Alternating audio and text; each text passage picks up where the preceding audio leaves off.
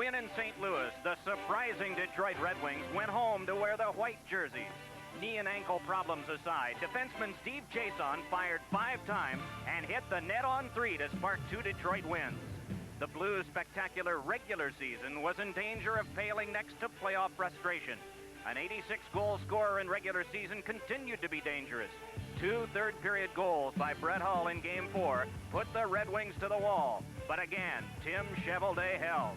He and his teammates celebrated again, leading the series 3-1. Tonight in St. Louis, Detroit can finish the job. Game 5, the Red Wings, the Blues, on Sports Channel. Cold, dreary, rainy day in St. Louis. Tonight, the atmosphere, optimistic, but with a shroud of a question mark for these fans here at the arena. They want to come back again for a Game 7. Good evening, everyone. Along with Bill Clement, I'm Mike Emmerich. Will they come back for a Game 7? That is a question, but another question, too, posed for the Detroit Red Wings. In the last 2 years, they were eliminated from the playoffs in '89 in the first round. They didn't make the playoffs last season. This becomes, I think, their toughest game tonight because the Blues and Brian Sutter are not going to go quietly. This will be a hard game for Detroit. It will, but it's incredible to me the 90-degree turns in opposite directions that these two teams have taken in the last week. Let's face it, Detroit now is in the position to say, I told you guys, we were good enough to beat St. Louis all along. The St. Louis Blues, on the other hand, a team that had no weaknesses in any facet of their game during the regular season, are taking on water now just about everywhere. They've got about 3.5 hours to stop the leakage. Otherwise, they'll all be golfing tomorrow. And you have to ask yourself why. Why are they in this situation? Well, part of the reason we pointed to opening night. We put some of the pressure where it often goes, and that's on the star players. Yzerman and Fedorov, Hull and Oates. Well, I think the star players have done what they're supposed to do, but the other guys playing for Detroit have chipped in 13 goals to help Yzerman and Fedorov's 4. While Hull and Oates have scored 6 for St. Louis, the entire rest of the St. Louis Blues team have only scored 6. So while we knew that the superstars would have to carry these teams, the other guys for the St. Louis Blues haven't been able to match the other guys for the Detroit Red Wings. All right, reason number 2. Another one of the question marks, goaltending. The big question mark was on Tim Cheveldae, however. No question mark now, and Vincent Riendo has lost the 3 Blues games. Last week, Cheveldae was an unknown commodity. Now he is a proven playoff performer. Vincent Riendo, a guy that had a splendid season, has not played poorly so far, but Mikey has simply not played strong enough goal to win a series. You have to have superlative goaltending to win. The Blues haven't gotten that yet. My partner, the guru here, applies check marks, which he calls the edge. Let's go back to where those check marks were for Game 1. Well, this should show everybody exactly how big an underdog the Detroit Red Wings were. The only area that they even had a chance of matching St. Louis was in team offense. The rest, I mean, the stats were so lopsided for St. Louis, but in the span of 9 days, you can see how far the Detroit Rings have come. I think the biggest check mark now in favor of Detroit, which is their biggest disadvantage, Mike, going into Game 1, is in team defense. And you notice that in the edge, I've given the check mark to the Detroit Red Wings. The St. Louis Blues are the 3rd best defensive team during the regular season. They have not played like a strong defensive team, and they have had breakdowns all over the ice. So right now, this series is obviously in the hands of the Detroit Red Wings to squeeze and to win right now. 7 teams have come from a 3-1 deficit to take a series. Will the Blues be number 8? It's going to take one big step and a couple more following it. But the big step must be tonight. Will they do it? We'll see. Opening face-off coming up after these words.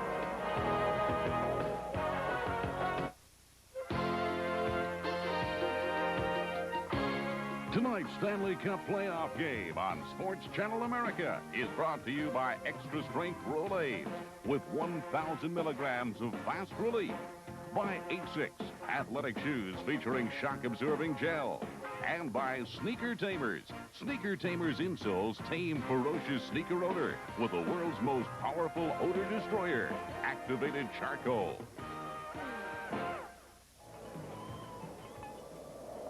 For the first time in history, the compact pickup ranked most trouble-free. Also ranked highest in truck customer satisfaction. Mazda, a truck so tough, we guarantee it long enough for a trip around the world. Twice. Oha! Mazda trucks, guaranteed tough. It just feels right. Because if you don't watch your figure, who will? It's the right feel now. Because when it comes to water, the only place to start is at the top. It's the right feel now. Because when the party's going full steam, you don't want to fill up. So reach for the beer that won't slow you down. The Silver Bullet. Coors Light, it's the right beer now. My feet are so sweaty and smelly. Here's why. Your feet have more sweat glands than any other part of your body. They need super drying Odor Eaters foot powder. Look, you'd need 25 cans of talc to match the drying strength of just one Odor Eaters powder. It can absorb 25 times more wetness. Wow, it even keeps my feet dry. And no more smell. Odor Eaters foot powder from the makers of Odor Eaters insoles with the world's most powerful odor destroyer. Today, a guy losing his hair can choose between being the man he wants to be We look great with hair. Do something to save it. and the man he could become. Can't you accept nature like everyone else? Doctors have hair loss treatment programs that are proven to work, and the sooner you see a doctor, the better. We don't want nature. We want hair. When you've considered the arguments We might look great bald. and you decide you want hair, there's only one thing to do. See your doctor or call this number for more information. Welcome to our Stanley Cup studios in New York. I'm Bob Papa. We hope you're getting set for night number 10 of the Stanley Cup playoffs on Sports Channel America. We'll keep you posted on everything that happens. Now we take you back out to St. Louis. Here's Mike Emmerich and Bill Clement and the national anthem. Full house here at the arena in St. Louis. Tim Chevelday. It's not his style, it's his attitude, Coach Brian Murray says. That's the reason that he's performed so well. 3 wins and a loss. You know, before game one, I said the best kept secret for the St. Louis Blues, their goaltending. It simply hasn't measured up in this series so far. Dan Marawelli, the referee. Kevin Collins, Pat DiPuzzo, the linesman. The standby is Rob Schick and the off-ice officials from Minnesota. The Fedorov line starts for Detroit. Brian Sutter gets the lineup and then makes up his own. And he's not going with Oates. He'll go with Bob Bassett and Sutter and Lowry. Checkers. Burr and Fedek, the wingers for Fedorov. McCrimmon and Dallas, the defense for Detroit. Stevens and Brown for St. Louis. And it's that tandem that turns first. And the Red Wings make a quick change after they've dumped it in. Puck worked along now for the carry by Lowry. Floats one to the Rich Sutter corner. He's wedged off by Bob Probert. Puck overskated by Carson Brown with a shot, and that one blocked and then held by Chevelday as he crumbled to the ice. Tim Chevelday gets a big test right off, and now some of the sparring after the whistle that we had sort of forecast in this one tonight. Well, was there any doubt that St. Louis Blues weren't going to go down without a fight in this one? Dave Lowry and Rich Sutter both jammed into the goal to try and pick up the rebound. Dan Marawelli's going to have his hands full tonight, and I'll tell you why. Not only the St. Louis Blues going to try and come at Detroit with everything they have, one of their weapons will be Kelly Chase. Darren Kimball is staying in the lineup for St. Louis. There have been some lineup changes. Kelly Chase has just come off the suspended list. He is back in the lineup. He's one of the tough guys for St. Louis. But, you know, already in this game, Mike, Detroit has accomplished something that they wanted to accomplish on the first shift. That was keep Oates and Hall off the ice. Here you see some of the action with Lowry jamming in front on Rick Zombo.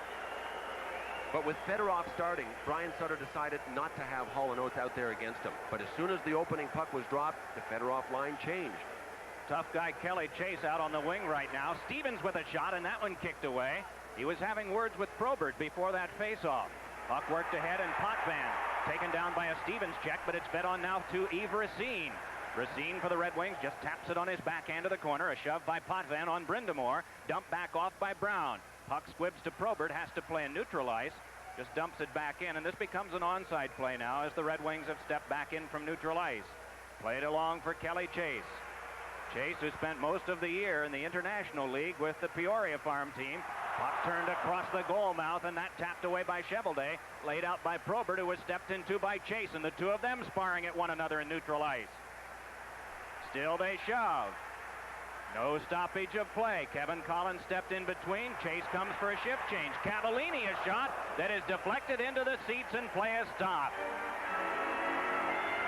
Two different games going on. There's something so electric about a hockey game that involves one team facing elimination. I mean, the ultimate is when you're playing a seventh game with two teams facing elimination.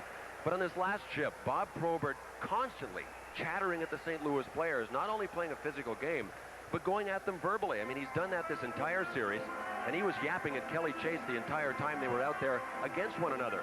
Problem for Kelly Chase is he is not in Bob Probert's category as a heavyweight. Chase is a game kid. I mean, he's 6 feet tall and goes about 196, but Probert's got size and reach and NHL Major League fighting experience. I mean, that's far greater than that of Kelly Chase. Well, you talk about the difference between the minor leagues and the major leagues when it comes to putting the puck in the net, and how sometimes minor league 50-goal scorers don't pan out that well in the NHL. Well, the same is true for the guys who have to scuffle for a living. Just because you're strong down there doesn't guarantee anything up here. 3-on-2. Fedorov with a pass that missed for Burr. Gino Cavallini jams it behind. Fedorov right there to take it. Fedorov taken to the boards by Paul Cavallini. Still they spar for it, and Adam Oates comes by. Flips one off the glove of Gino Cavallini, and Brad McCrimmon back to get it. Crimmon just drops it on back deep. Paul Cavallini handles it there. 1:45 gone in the first period of our game. We have no score. Here's Oates working on Bobby Dallas. Butcher skates by. The float goes to Hull. Hull has to pivot away from Sean Burr. Featherstone a shot, and that one knocked down by Feddick. Brett Feddick shoved by Butcher and pawed at. Meanwhile, Burr steers it off for Fedorov. Moving in with Dallas. Fedorov goes down. Backhander save. Rebound. Another one. They score! Fedorov with a remarkable play. And then on the rebound, Bobby Dallas puts it in. It's 1-0 in favor of Detroit. Well, Brian Murray got the matchup that he wanted. He got the Fedorov line out there against the Hull line, but even more than that, he ended up getting Sergei Fedorov isolated right here in a one-on-one situation with Brett Hull. Hull was back covering for one of his D-men. You want to talk about perseverance? From flat on his face, Sergei Fedorov got a shot on Vincent Riendo that he wasn't able to handle. The rebound came out to Bobby Dallas, who got not only one shot, but 2 shots at it before anybody got there to take him. Perseverance by Fedorov and Bobby Dallas. Detroit 1, St. Louis nothing. Boy, oh boy, I mean, this is exactly what Detroit wanted and exactly the way St. Louis did not want to start this hockey game. Basson can't get to the front. Chased off by Garpenloff. Garpenloff hands it across. Kevin Miller is there. Wraps it around the wall. Riendo can't stop. Garpenloff looks. Taps it on back for Chason shot. And that one off Kevin Miller, who can control. Miller flipped one in front. Garpenloff, backhander. Turned away by Riendo. Garpenloff after it. Roughed up by Scott Stevens. Coming by is Basson, too. Nearly they pin it, but Miller works it back to Chason. Across to Crossman, who had turned, and so he has to play in neutral ice, and the Blues can follow up. Basson hacked by Miller. Puck comes across to Chason. 3 minutes gone. First period of our game. In case you're just joining us, the Red Wings have the lead 1-0 on a goal by Bobby Dallas at 2:12. Rushing on is Jeff Brown. Brown watched by Rick Zombo. Match stride for stride and carried off. Chevelday with just a little tap. Darren Kimball up with that one. Down he goes, though, and the Red Wings move out. They've got a 3-on-1. Here is Primo. Fires, and that deflected away for the one-man back. That was Glenn Featherstone. Turn to the corner. Brown with it. Thrown back down. There'll be a penalty coming up, and we'll get the call. It's going to be against the Blues. Barring further penalties, Detroit will have a power play when we come back. When sports cream, when arms are sore, when legs ache, when muscles hurt, why sports cream? Massaging sports cream in brings fast pain relief. No medicine-y smell, no odor. Why sports cream? Because it works. Over 28 million adults get athlete's foot. I'm Jim Bird. I had athlete's foot until I used NP27. It has an ingredient recommended by doctors. Look, NP27 stops the burning, itching of athlete's foot fast. NP27. Nothing's a better cure for athlete's foot. Well, it looks like the penalties are going to cancel. We'll get those for you in a moment. In the meantime, we want to point out how many minutes the St. Louis Blues have actually been in the lead for in this series. Unbelievably, they have only led for 12 minutes and 19 seconds. Detroit has led for 136 minutes and 21 seconds. And we'll get into some of the real specifics about how to coach a hockey team when you're down and how to coach a hockey team when you're in the lead. But one thing is certain, it is such an advantage in general to have the lead, and that is something that the St. Louis Blues have not had, nor do they have it in this game so far. Detroit leads 1-0. Featherstone, a high sticking penalty, but Kevin Miller got a roughing minor, and so they cancel. Initially, the whistle was blown when the Blues touched it.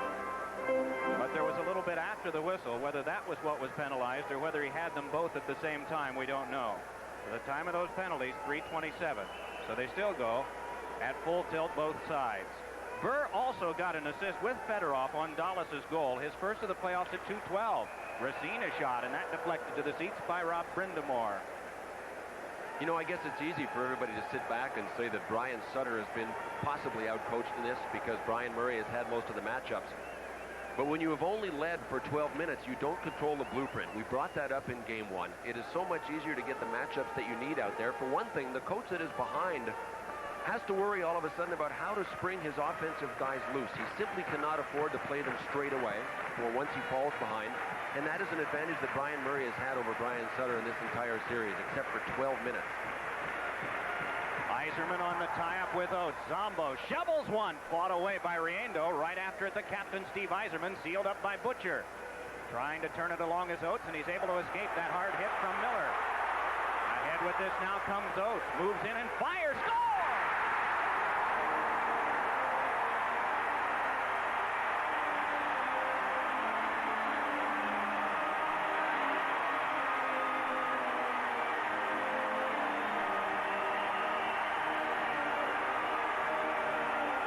It will be left to the St. Louis Blues star players to carry the load. They need help, but they have to carry the majority of it. A huge shot from Adam Oates beat Tim Cheveldae to the long side. Cheveldae gave him a bunch of room. I think this angle will see it. But there was a St. Louis Blues player cutting through the middle that I think Cheveldae picked up visually. You can see there was quite a bit of room to the long side. Cheveldae may have peeked to the center and seen Dave Lowry or Gino. It was Gino Cavallini steaming down the slot. That may be the reason that he didn't come out and face Adam Oates even more, but even if he had come out further, Mike, to cut down the angle, how do you do that against Adam Oates? He fakes it, he goes around you, he tucks it in himself, or he sets up somebody else. Oates just beat him. 1-1, and the crowd is back in this now. Red Wings controlled that faceoff, again made a player change right after, but were guilty of icing the puck, so back it'll come near Tim Cheveldae. I kind of sense that both of these teams might press early. I mean, St. Louis is trying to stay alive, so they have to be keyed up. The Red Wings are trying to drive the final nail into the coffin, so they might be a little jittery. But it takes 60 minutes to win a hockey game. You know, if you try too hard too soon, you make mistakes. And to me, that has been the biggest difference overall in this series. The St. Louis Blues have not shown the patience that is so characteristic of their team, and it has been for years. They wait, they let you beat yourselves, they capitalize on their offensive chances, but Mike, they have given up so many breakaways, 2-on-1s and 3-on-1s in this series. Boy, and they had a 3-on-1 early, and if the Red Wings had been able to score there, they'd have a 2-goal lead right now. But the game is tied, 1-1. Dallas scoring for Detroit, and Adam Oates for St. Louis. Lowry trying to battle the boards. Puck turned along now for Basson in front, and it rolls off the stick of Paul Cavallini, centered off the outside of the goal, and Cheveldae. Rich Sutter to the corner. McCrimmon near him, so it's capped along, but punched away from Lowry by McCrimmon. Bob Probert goes in deep. The Blues converge on him, but he's able to muscle right away, and Probert will lead it back out. Pestered from behind by Lowry, then given a rough ride to the boards, and Probert staring at Lowry. Kevin Collins gets in between again. The feed to Probert, and a high-rising shot got the glass. Probert stepped into by Oates. Puck punched along by Mark Potvin. Probert points back for Crossman, just walled right off by Gino Cavallini, and ahead is Hall. Hall fakes a drive, gets around, scores!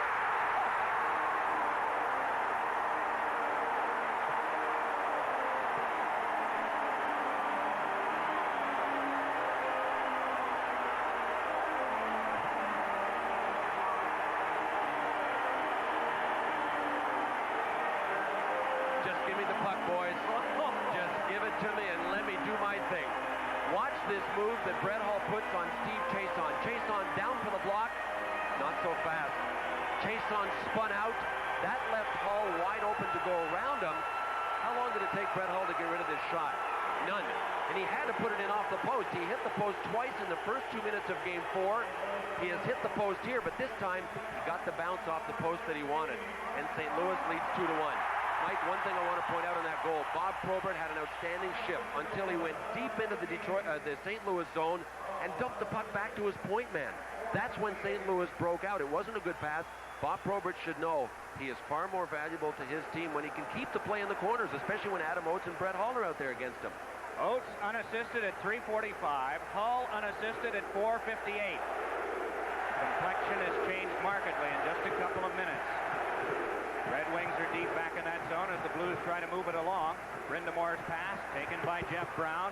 Brown lofts one that goes all the way down. Cheveldae just golfs it to the corner. But no matter, they get a signal and an icing, or check that, an offside pass.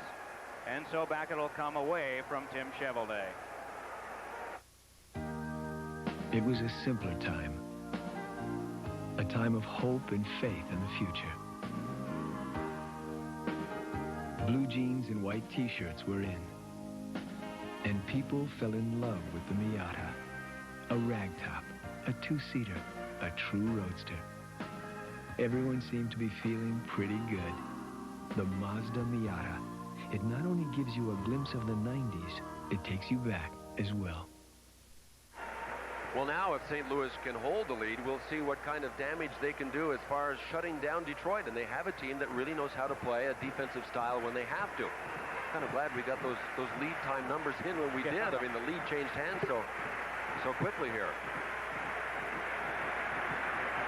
This has been a series in which the winner has held the loser to under 4 in every game. 4 has been a magic number for both of these teams.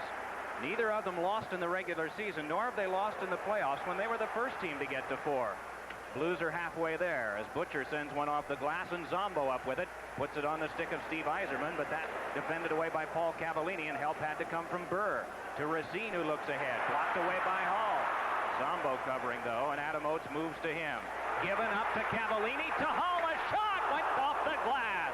Around now for Miller. Miller moves it on the backhand play of Fedorov, then ahead for Sean Burr. Chased down by Paul Cavallini.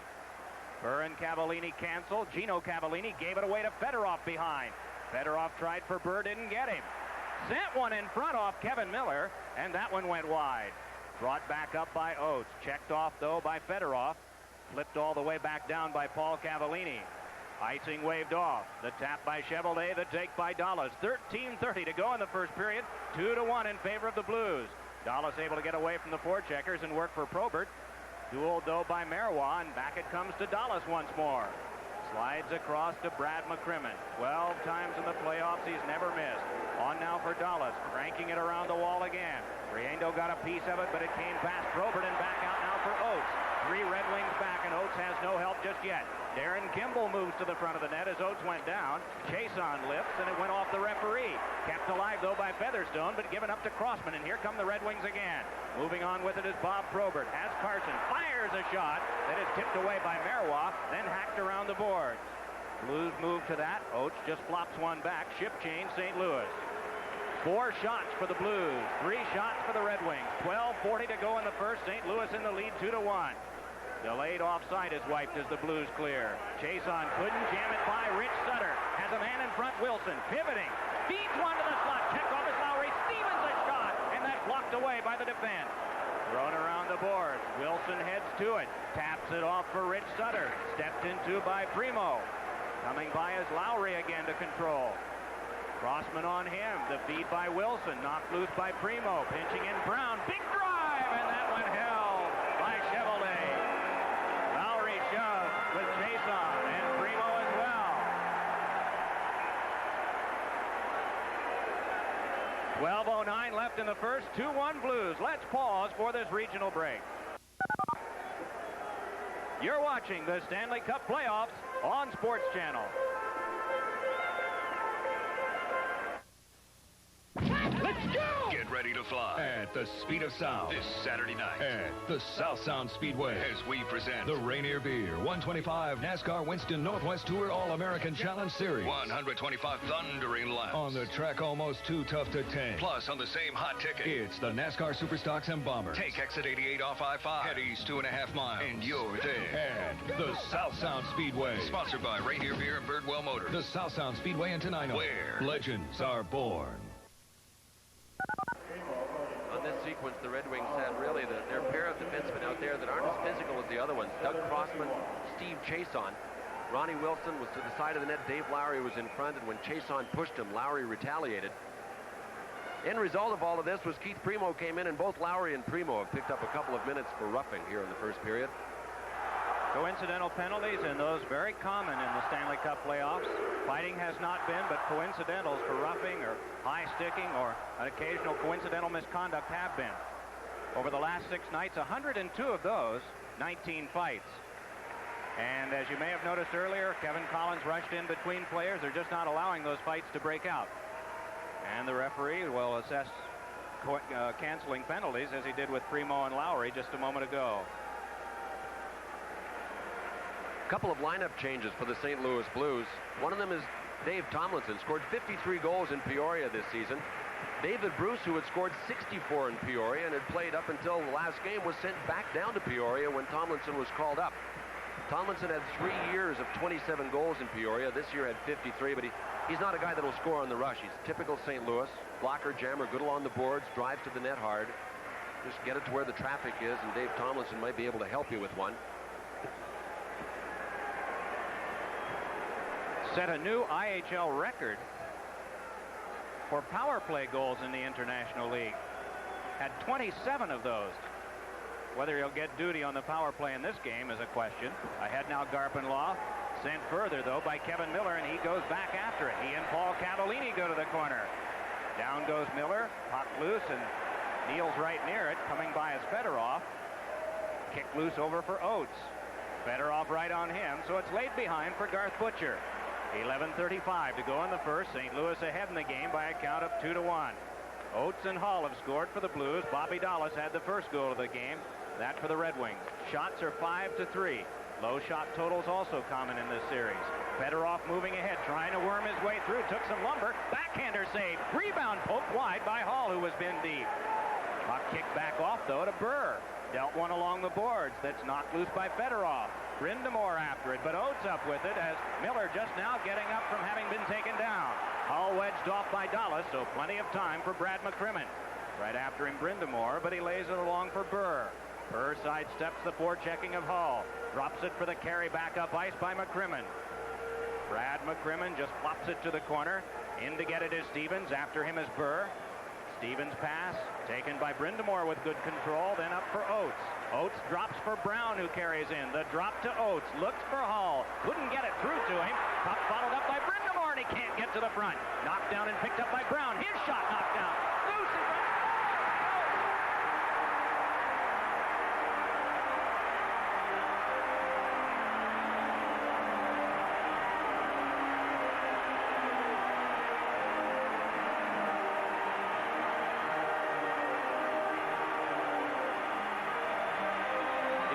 Time in this series, the St. Louis Blues are starting to look like the St. Louis Blues.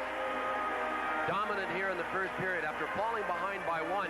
But one of the keys, Mike, I think, is that there aren't any St. Louis Blues that are on their backs. I mean, Brindamore was down, but he fell down. Nobody hitting. And Detroit in Game 4 hit the St. Louis Blues all over the place. You give Oates and Hall time to stand around in front of the net and grab rebounds, and this is what will happen. Adam Oates has scored his second of the game, third of the series, 3-1 St. Louis. Hall gets an assist. It is Brindamore who came up with the other assist.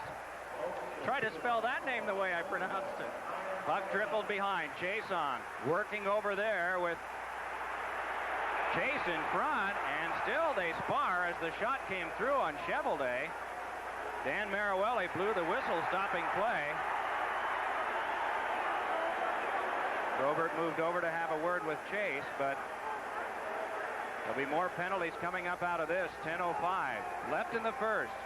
The Blues today are the Blues of old, and they lead 2-0. Because if you don't watch your figure, who will? It's the right field now. Because when it comes to water, the only place to start is at the top. It's the right field now. Because when the party's going full steam, you don't want to fill up. So reach for the beer that won't slow you down. The Silver Bullet. Coors Light, it's the right field now. St. Louis has been able to establish their forechecking game. They're driving to the net. Kelly Chase has gotten into action twice here in the first 10 minutes of the first period. And crowding and jamming in front is something that St. Louis has done well throughout the regular season, but hasn't done much of in the playoffs. This time they decided to. Steve Chason simply got a bear hug on Kelly Chase, and when he let up on him, that's when Chase decided he was going to explode, pushed him back. They both picked up minors, though, for roughing. Been no major penalties for fighting in this series, and we were sort of forecasting to ourselves this morning that if this game got lopsided either way, that we would see some. The Blues are on their way to making it that way, and they're wheeling well. Rich Sutter, backhand in front, lifted by Lowry, poked out of the crease. I think Yzerman is the man who got it at the front. Garpenloff's pass misses across for Miller. Paul Cavallini connects back over with Butcher. 9:50 left in the first. 3-1 the Blues ahead. Basson moving on Racine. Basson tries to get loose. Racine without a stick. Help comes from Kevin Miller. Detroit shifting from defense to offense. Yzerman floats one ahead. Off the stick of Garpenloff, goes back to play. Butcher patrolling there, takes him out. Aaron Kimball with a pass that skips on across for Lowry to try again. Lowry looks for Kimball, decides to play it himself. Off the tip of the glove of Racine. Around the boards, Racine bumps with Kimball. Puck all the way to the point. Paul Cavallini a shot, and that deflected away. Zombo to the corner, stepped into by Ron Wilson. Yzerman flips it back out. Paul Cavallini just lifts it right back. Racine goes to play it. 9:05 to go in the first. Boy, you talk about the thumping, and it's almost exclusively St. Louis now. Primo trying to wedge his way through, can't do it. It's Bobby Dallas instead, shuffling one back deep. 9-4 the shots now, the Blues with the advantage. Brown with a pass on for Tomlinson, hands for Wilson, moving on with Kimball. Wilson for Kimball, back for Wilson off the skates of McCrimmon, cleared but kept by Stevens, and the shot that went wide. Kimball again, that one kicked loose by Dallas, brought back up by Primo. 2-on-2 for the Red Wings, trying to step by as Randy McKay can't get by Stevens, who said no. Habscheid tips it back to the corner. Riendo out of his goal. Primo fed one in front, but it's golfed on by Tomlinson and sped right back for Primo. Pivoting with this is Habscheid. Across it comes for McKay. Cranks a shot and a pad stop. Riendo brought back up by Wilson. Headman pass on to Hallstick. Blues in the midst of a change in the feed to Oates, looking for the hat trick. Save made by Chevrolet. Habscheid angrily fires it around. There'll be a penalty coming up to Detroit. The Blues will be on the power play. They lead in the game with 8:01 to go in the first period by a score of 3-1. Now over here, we're going to put that computer. You don't want it over there? I don't know. I think we should. When the moment comes to build your dreams, no card's better than Gold MasterCard. This corner's for your weight machine. With more buying power at nearly 3 times more places than American Express. This wall's for your trophies. No pressure, though. Yeah. Gold MasterCard, piece by piece, the best gold card to master the moment. Now this is a baseball. Adam Oates just about had himself a hat trick, but I think he had his mind made up what he wanted to do before he even checked to see if there was an opening there. He tried to pull Chevrolet's legs apart and then go for the 5-hole stuff. Watch it from this angle. Real common move, but very often you have your mind made up before you shoot. You can see there was nothing there, but on the play, the consolation prize is a power play for St. Louis. Bobby Dallas is off for a slash. Blues are 3 for 24 in the series on the power play. Dan Quinn spins. Hull with a shot, and that partly tipped on the follow-through by Fettig. Dumped along. Brindamore allows it to go, but Quinn did too. Red Wings can't clear. Oates able to keep. Has Paul Cavallini nearby and gives to him. Pass across is checked away by Burr, but kept by Quinn. Dan Quinn has a man at the side, Brindamore, but he plays catch with Oates instead. Big shot by Oates, and that tipped away to the glass.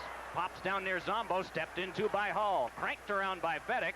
Waiting for it, Paul Cavallini with the kneeling play. 35 seconds gone on the power play. A block by Fettig, a recovery by Brindamore, but Fettig starts it out now with Sean Burr. Burr draws back to crank one, but partly impeded by Quinn. Paul Cavallini spikes it on his backhand to Oates. 1:10 to go on the minor to Dallas for slashing at 11:59. 3-1 the Blues ahead. Trying to get in is Brindamore. Checked off by Doug Crossman, and he's able to speed it back out. Halfway through the power play. Riendo just sets it up. Red Wings are killing with Chason in back along with Doug Crossman. And up front they go with Fedorov and Miller. Quinn with a pass off of Tomlinson, picked up by Hull. Able to escape Miller's checking. He points it back to Brown. Hurries it over for Oates. Cranks a shot, pad stop. Rebound in front. Tomlinson a shot. And Chevrolet got that one. Still they scrap for it. And it's picked up by Fedorov, and he's able to lead it back out. Half a minute for the Red Wings still to kill. As Fedorov moves ahead, trying to get by Brown, and he sent it short-handed opportunity for Fedorov. And we get a stoppage of play. And I believe the net may be dislodged. That is the case. Net behind Riengo. Boy, you talk about always dangerous. I mean, Fedorov, Jeff Brown was leaning right here and reaching. Watch this little move here when he puts it between Brown's stick and his body right there and cuts in for a forehand shot. I mean, there are so few players that even think of that move, let alone have the ability to execute. Dave Tomlinson just about had his first in this playoff series. Power play chance that came right to him in front. Brett Hull couldn't get it. You could see that the Red Wings on their kill really collapsed back in to help out. Cheveldae has been left unprotected often in this first period. That has not happened a lot in the series so far. He's gotten great coverage from his D-men in front. Killing, penalty killing, and an even strike. Tomlinson and Brent Feddick side by side as the puck won by the Red Wings. McCrimmon just wedges one high to the air that will plop wide of the net with 15 seconds still on the St. Louis power play. Scott Stevens with a pass over for Gino Cavallini. Cavallini ahead, moves it over for Ron Wilson. Feddick locks him up. Coming by is Jeff Brown. Hands it across for Cavallini to Tomlinson, who shot before he really had it. Tomlinson again back to Stevens. Right out of the box, Bobby Dallas. Puck given up near the Red Wings, but they can't control just yet. Turned to the boards by Wilson. Locked up by Feddick, and the Red Wings now able to clear. There'll be an icing call. Stevens back to touch up. Having words back down the ice, Chason and Wilson, but it appears nothing will come of that. 3-1 St. Louis. To help relieve her heartburn, her antacid uses aluminum and magnesium, but his is Tums, and Tums has calcium. Something my body needs anyway. I like that. Old Spice, Sports Channel America, and The National present the Fans' Choice for MVP. To vote, dial 1-900-896-2333. Know your MVP's team and jersey number. The winners will be featured on Sports Channel America. Call 1-900-896-2333. Well, the goal totals for St. Louis now look like this. 9 goals for Hull and Oates and 6 for the entire rest of the team. Butcher a shot knocked down. Scooped up by Probert. Bested from behind by Lowry and run off by Butcher, but he recovers. Bob Probert moving it in. Can't get a good shot away. Good defensive play there by Paul Cavallini. Racine across now for Zombo. Lifts it along back in. Cavallini goes back to get it. Probert puts a shove on Butcher. Takes it away. But we get a stoppage of play. And there's going to be more coming up here. I think Probert is the one who's going to get the penalty, at least initially. There may be more added. I think you're right. You know, there was an offside whistle that Probert, I think, was claiming to have not heard. He whacked a couple of blues. Kevin Collins, who had blown the offside, came racing in and continued to blow his whistle. I think Bob Probert may have heard it and just pretended that he didn't hear it. But once again, Bob Probert is off for really a useless type of penalty. He was suspended for Game 4 because of his punch on Vincent Riendeau here in Game 2. And the guys that have antagonized Bob Probert the most in this series, Garth Butcher and Scott Stevens. And that time it was Butcher again that was yapping at him. Bob Probert reacted to it. I think he took a left-hand straight punch at him that landed right in front of Dan Maruelli. But here's some of Probert's action. The whistle's already blown at this point. Paul Cavallini, you can see him looking up and he's letting up. Butcher was pushed. Then Cavallini was pushed. And Bob Basson, number 28, came in and said, look, I heard the whistle. Well, I didn't, I'll admit. 14:53, the time of the Probert minor for roughing, so the Red Wings have to kill again. That means you would have been down there slamming guys around too, huh? Right. Oates hands to Quinn, in front to Hull, and it's blocked down by the defensive McCrimmon, then chopped high into the seats. Guarantee if I could stand up on skates, I'd be nowhere within 40 feet of Bob Probert. Well, you know, you mentioned this game perhaps getting a little physical and getting out of hand and some fights erupting. I think that decision belongs to Bob Probert. Take a look at the St. Louis chance. Detroit defense are down often to try and block shots. It's cost them 1 goal. Chason went down on Brett Hull for Brett Hull's only goal in the first period. Hull went around him. But if you're Kelly Chase or Darren Kimball, why would you want to go out there and tangle with the league's heavyweight champ when you've got the lead, when it's a 3-1 lead? Unless if you dethrone him, it might give you an advantage in Game 6 if you win this one back in Detroit. But I'll tell you what, it's a tough job. Oates takes the pass from Jeff Brown, lays it along for Quinn. That one tipped away by Dallas. Hall tries to recover, canceled by Dallas. Up with it, Brindamore, looking for Quinn. Brindamore behind, has Quinn open and gives to him, but Nearly tangled him up for a moment. Now Quinn with more ice and time. Hull with a drill that went wide. Tapped off by Fedorov, is able to start away. Sergei Fedorov had it poke-checked away by Quinn, though, and the Blues can shift their minds back to the power play, which is half gone. McCrimmon takes out Quinn. Puck pumped along to Hull. Down went a Blue. The puck over to Oates, and we get a stoppage of play because of an apparent injury to Dan Quinn, and there's blood on the ice here. There'll be a minor, or two minors, or a major coming up to Detroit.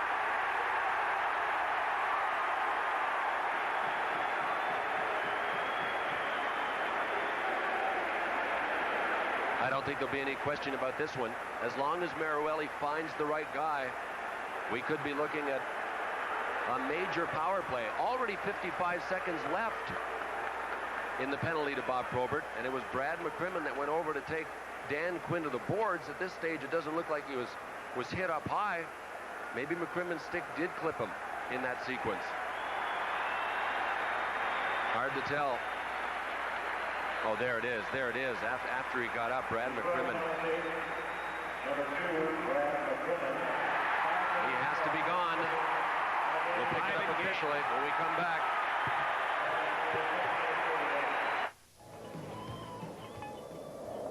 For the first time in history, the compact pickup ranked most trouble-free was also ranked highest in truck customer satisfaction. Mazda, a truck so tough, we guarantee it long enough for a trip around the world. Twice. Oha! Mazda trucks, guaranteed tough. It just feels right. First ejection of the series, and it comes with a major penalty. Brad McCrimmon, 5 in a game for a high stick at 15:38 in St. Louis to get a 5-on-3. I can't help but think of what you were saying earlier, that the lead time means a lot about what a coach can do, and that's favored Brian Murray. Now Brian Sutter has a lead. It's 2 goals, and it can be bigger if they strike gold on this 5-on-3. Now Brian Murray has to decide how long he will stay with his matchups. Will he bother trying to get Fedorov out there against Hull and Oates? Imagine he will. Fedorov's done well himself, and his line has done well offensively. Kevin Miller and Sean Burr have helped out. So I would think that Brian Murray will continue to have that matchup going, but I'll tell you something. Steve Yzerman got a hat trick in Game 1, Mike, and he hasn't scored a goal since then. He got over 50 goals again this season. St. Louis put the ball directly into the hands and the puck directly onto the sticks of their superstars, Hull and Oates, and they have responded. Steve Yzerman has to do it for the Red Wings as well. Garpenloff also, or check that. Well, Garpenloff, yes, and also Fedorov has not scored since the first game. Blues 0 for 1 on their prior 5-on-3 in this series. Puck drilled along the boards by Brown. First one there is Zombo. Zombo worked it to Chason, and it's floated back down. 32 seconds left on the minor penalty, but 4.5 on the major. Adam Oates holds this. Hands back to Paul Cavallini. Moves in and gives over to Brown. They pull it in tighter. Paul Cavallini again. Side of the goal to Oates to Hull, and he pulled the trigger quickly, but it's blocked away by Yzerman. They'll get Probert back in just 10 seconds. Paul Cavallini, a shot, save on the play, made by Chevrolet. Wilson stripped to the puck by Yzerman, and Yzerman able to move back out along with Steve Chason. Penalty time is up to Probert. Moving in is Yzerman again. Bumped off, keeps going. Boy, did he ever chew up a lot of time. A half minute on that one. And now it's 3:50 to go on the major, and St. Louis has a 5-on-4. Brown throws it off the boards. Chopped along by Fedorov. Off of Brown and back down once again. You know, Mike, it may be difficult for Yzerman to do what he wants to do in this hockey game. He banged up his right knee in Game 4 in Detroit. Wasn't necessarily classified as doubtful for this one, but a lot of people feel that he's not at 100% for this one. Floated right into Oates on the clearing attempt of Dallas. Oates once again has Brown breaking. Shakes it onto the back, though, for Stevens. Oates once more. Down goes Tomlinson. The feed ricochets near him. Tomlinson, a shot! And he missed on the short side. Puck sent high and gloved to the corner by Racine. Hull speeds it back to the point again. Stevens connects with Brown. 3:10 to go on this long power play. Oates to Hull, and a shot deflected away. Stevens there to get it. Boy, a searching power play has found itself somewhat in that the Blues are getting some sparkling chances on this advantage.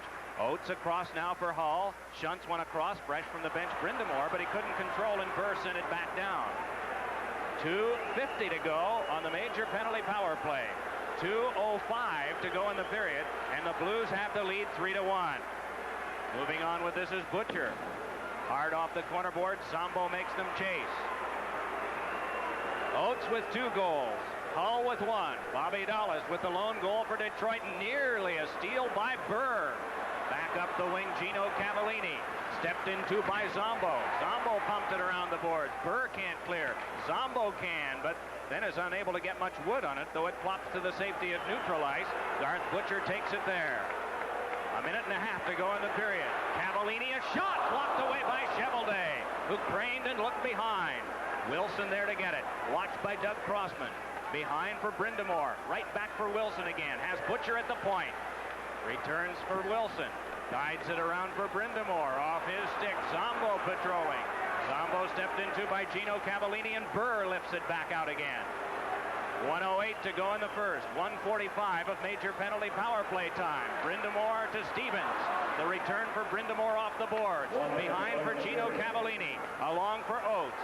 Has Paul Cavallini at the point, but shuffles it off for Gino Cavallini, and a shot is knocked down by Chevelday, and he'll hang on. 16 Blues shots in this period, and the Red Wings have 5. And a lot of the shots for St. Louis have come on the power play, but tell you what, Detroit's penalty killing unit, I think, is their most improved area of their entire team game in the playoffs. I mean, during the regular season, penalty killing, they ranked 18th overall.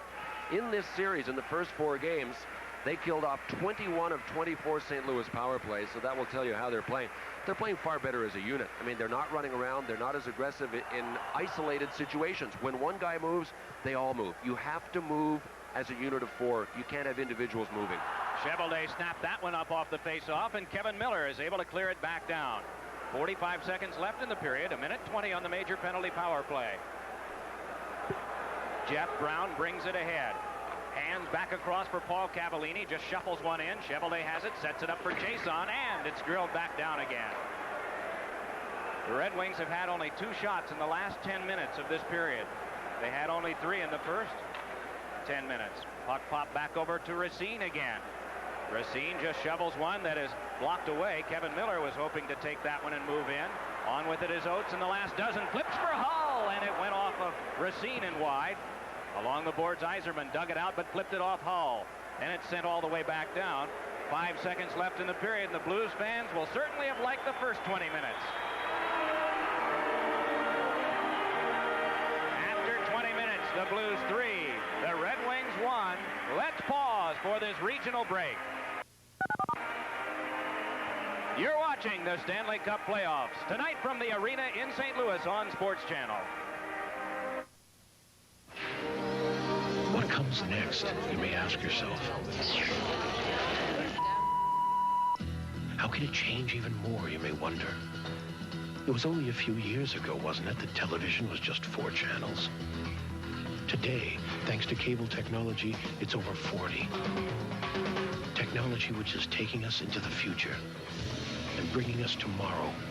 Whatever in the world it is, tomorrow will bring. Bayside Toyota means business.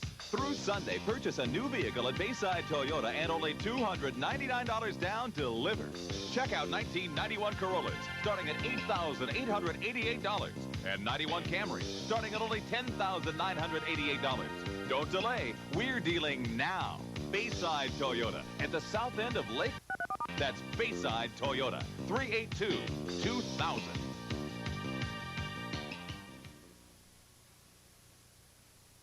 Good Chevrolet in downtown Renton is having a red tag sale. And Good Chevrolet Geo means business. All 300 vehicles in stock are specially priced.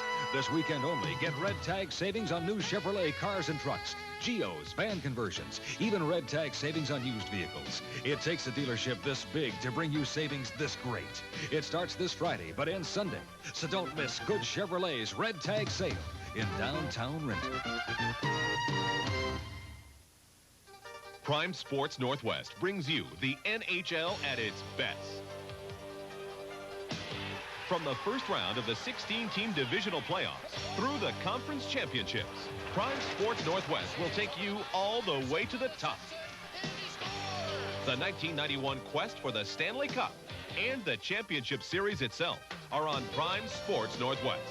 Check your local listings for the next Stanley Cup action on Prime Sports Northwest. Papa in New York, the Blues lead the Red Wings 3-1 at the end of one. Chicago and Minnesota scoreless in the first period. Here's Jim Houston and Gary Green at Chicago Stadium. I'm surprised Kerry can hear them to give them penalties. Welcome, you have been watching Sports Channel America. This is the Chicago Stadium, in case you hadn't heard. And the Blackhawks and the North Stars are scoreless late in the first period. In a battle of power plays, but they're at even strength now. Mike Hudson centering pass, and Casey made a save in front to the point. Bob McGill had the puck just get outside the blue line. It's offside Chicago. Even with all the penalties, this has probably been the best first period that we've had in this series. Good action back and forth. And some good hits, as there have been throughout this series, dished out by both sides. And great chances at both ends. Belfour and Casey, as usual, on top of their game. Good penalty killing by both teams. Aggressive penalty killing. Mike Keenan has the last change here. The games in Chicago have been the slowest of the games because Keenan's been very deliberate in his line change. He hasn't slowed it down as much tonight as he did in games 1 and 2. I think that's because he wants his team to play with great intensity tonight. Lots of forechecking. So he knows that he has to keep the pace of it going. Mike Modano tried to pass to Dave Gagne at the side of the net. The Blackhawks come out, and there'll be another penalty. 20 minutes in penalties already in this game. All of them minors, 10 to each team, and now it's Minnesota's turn to go to the power play again. Troy Murray's off for high sticking. Blackhawks at number 19, Troy Murray, 2 minutes for high sticking at 16:05. They have seen the disallowed goal. The Blackhawks thought they'd poke the puck into the net. Terry Fraser said, no, the whistle has gone. Let's go back with audio. See if we can hear the whistle.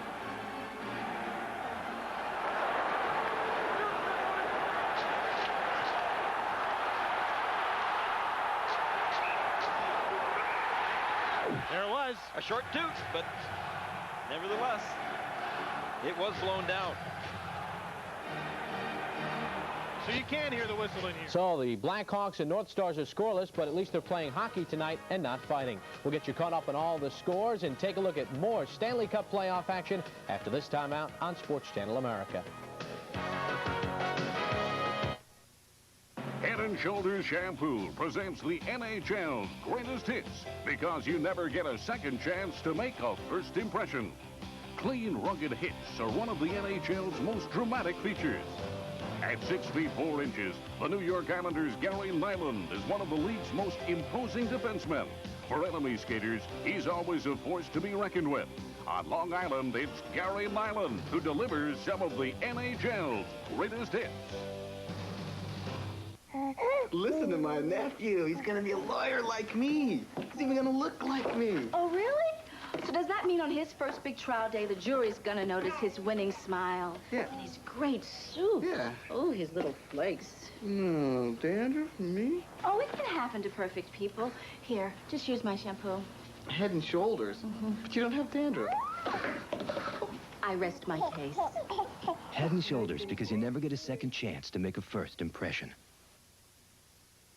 Chicago scoreless in the first, and they're going on the power play. Here's Jim Houston and Gary Green. Tried to go to the net, and he was stopped by Neil Broughton. The Blackhawks scored 20 shorthanded goals to lead the league in the regular season. Neil Broughton.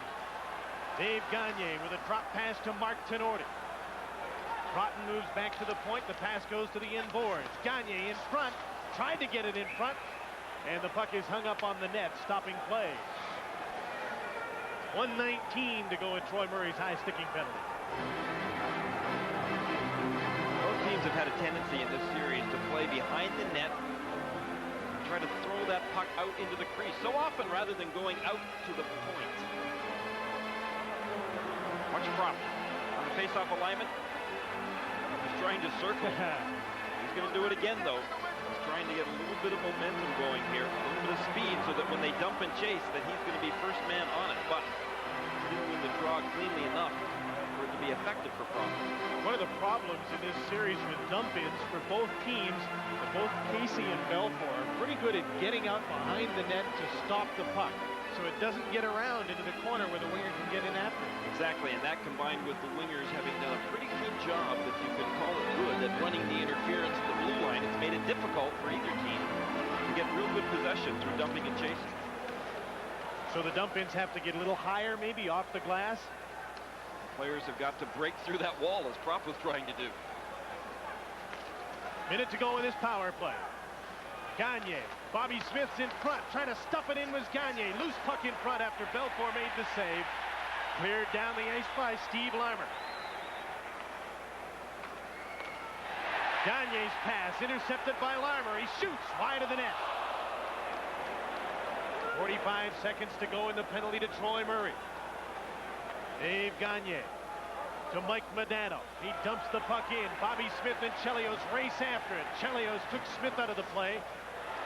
And out comes Dirk Graham with the puck. Had to kick it up. Now he goes for a skate. Ragging the puck, killing some time. Less than half a minute to go in the penalty now. Mike Modano. Fake the shot. Glynn takes the shot. Belfour covers out. The 11th shot on goal for the North Stars is stopped and held by Ed Belfour. No score in Chicago. More of the Stanley Cup playoffs after this timeout on Sports Channel America. Who's got the marketing plan? I do. Sales forecast? Right here. Presentation boards? Murphy's got them. Where's Murphy? This is the final boarding call for Delta Flight 6. Maddie Klein knows careers are riding on Delta flights. Mr. Murphy? Yes. We better go. Nobody told me you had a cast. Nobody knew. Passengers should now be on board. Maybe that's why more business people fly Delta than ever before. Mr. Murphy, you have a nice trip. Thanks. Already had one. Delta, we love to fly and it shows. Terrorists just took over their school. The students have no weapons. Are you with me or not? Of course we're with you. And no way out. We'll get everybody killed. It's too late to back out now. The only chance they've got. We're really gonna do this? You bet. Is each other.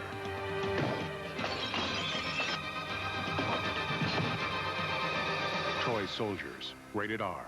Starts Friday, April 26th at a theater near you. Extra strength Rolaids antacid. Stronger because it has more calcium carbonate. More than any Tums tablet. And salt-free. More calcium carbonate and salt-free. This settles it once and for all. The action in the Wales Conference Division semifinals reaches fever pitch as the opening round goes to Game 6. Two fearless combatants, one with a chance to advance, while the other faces elimination. See continuing coverage on Sports Channel America tomorrow. Welcome back to New York. In the game you're watching, the Blues lead the Red Wings by a 3-1 score at the end of one period of play. Brian Propp has a power play goal. Minnesota leads Chicago 1-0 late in period number 1. And coming up and just getting set to start, the Flames and Oilers. Edmonton trying to wrap it up. And later tonight, the Canucks and Kings. More NHL after this.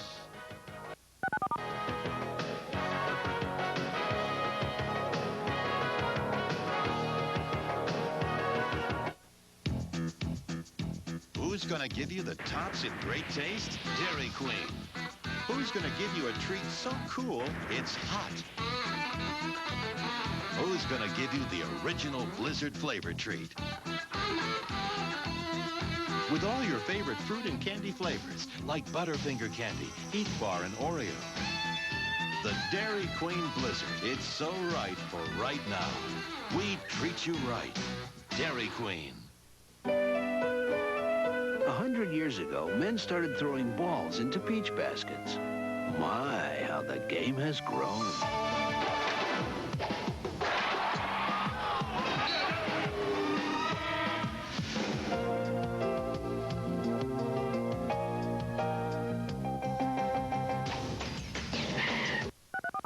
The NBA on TNT. Bigger than life. Locally sponsored by Miley Investments.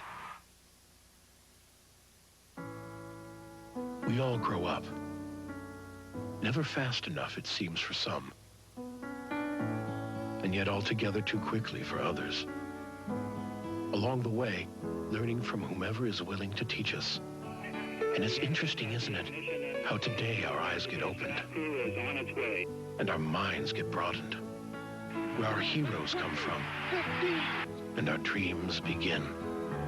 This is a special CNN World. And as television grows up with us, Live from the Gulf. some feel better knowing there's one television company with the know-how to have already brought nearly 200,000 miles of cable to more than 8 million homes, servicing it with over 10,000 people. Because as we head into the future, maybe the secret lies not so much in trying to know what tomorrow will bring, but just in making sure we know someone who does. Welcome back. Just moments ago at Chicago Stadium, the North Stars on the power play. And the Bryans in on this goal. Brian Glenn to Brian Bellows to Brian Propp. His second goal, he beats Ed Belfour. A power play goal at 7:59. And Minnesota with the lead 1-0 late in the first. Now, later on tonight, game number 5, the Canucks and Kings from the Great Western Forum. That series is tied up at 2 games apiece. More of our Stanley Cup coverage on Sports Channel America after this timeout.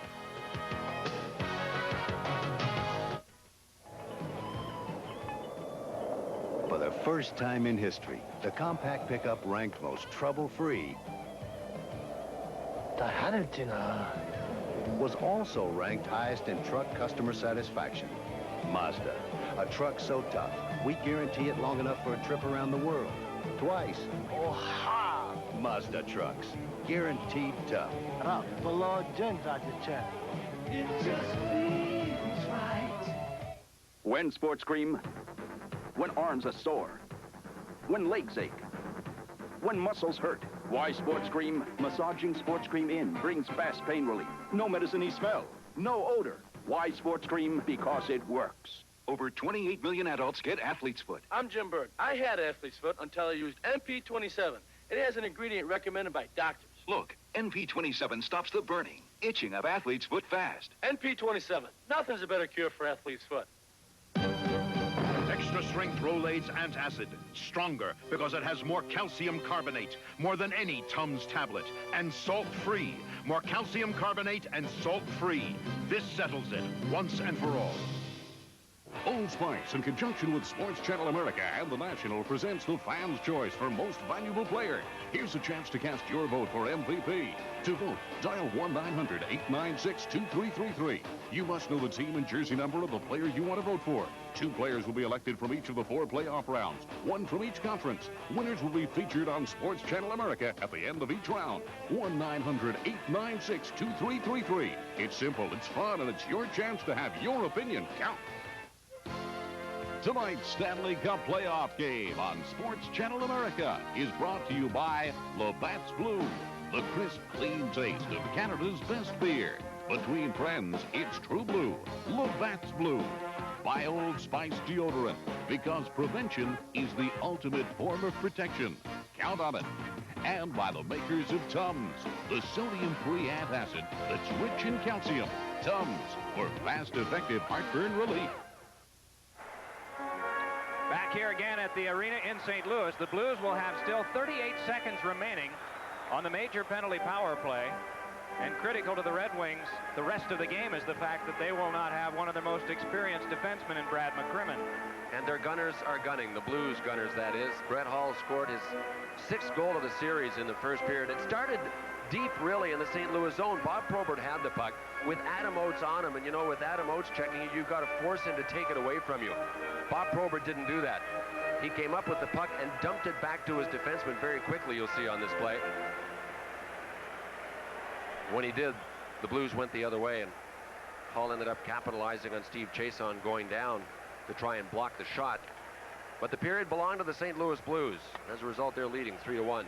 Puck's just been dropped for the start of the second period. 20 seconds still for Detroit to kill. Just wondering if the type of goal that a team scores sometimes takes more air out of you. We'll get to that in a moment, perhaps. Get Bill's thoughts on it. This one tipped loose by Hull, goes right back to him again. Hull controls, but couldn't get a good shot away. Fedorov back to get it. Dumps it back off. Kept alive by Brown to Paul Cavallini. Fires. Holds.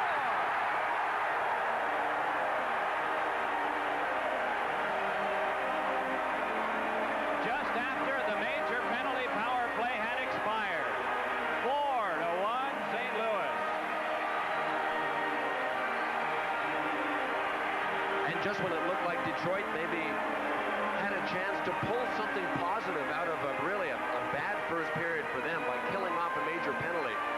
Paul Cavallini has really been under the gun. The people here have booed him in the first 2 games, but man, did he make a smart shot on this play. Steve Chason again, as he did when Brett Hall scored his goal, went down to try to block it. Cavallini had his head up high enough to notice that Chason was down, so he shot it not only over Chason, but over Cheveldae. 4-1 now, St. Louis leads. Rich Sutter got the stick up high on Probert. Probert has knocked Sutter flying, and again the linesman gets between Probert and one of the Blues. Racine dumps this one along for Doug Crossman, and then Racine took a good lick from Bob Bassett. Puck off of Garpenloff, brought ahead by Probert. Probert rolls it ahead. Garpenloff in front. Puck went off Riendo, and there'll be a penalty coming out.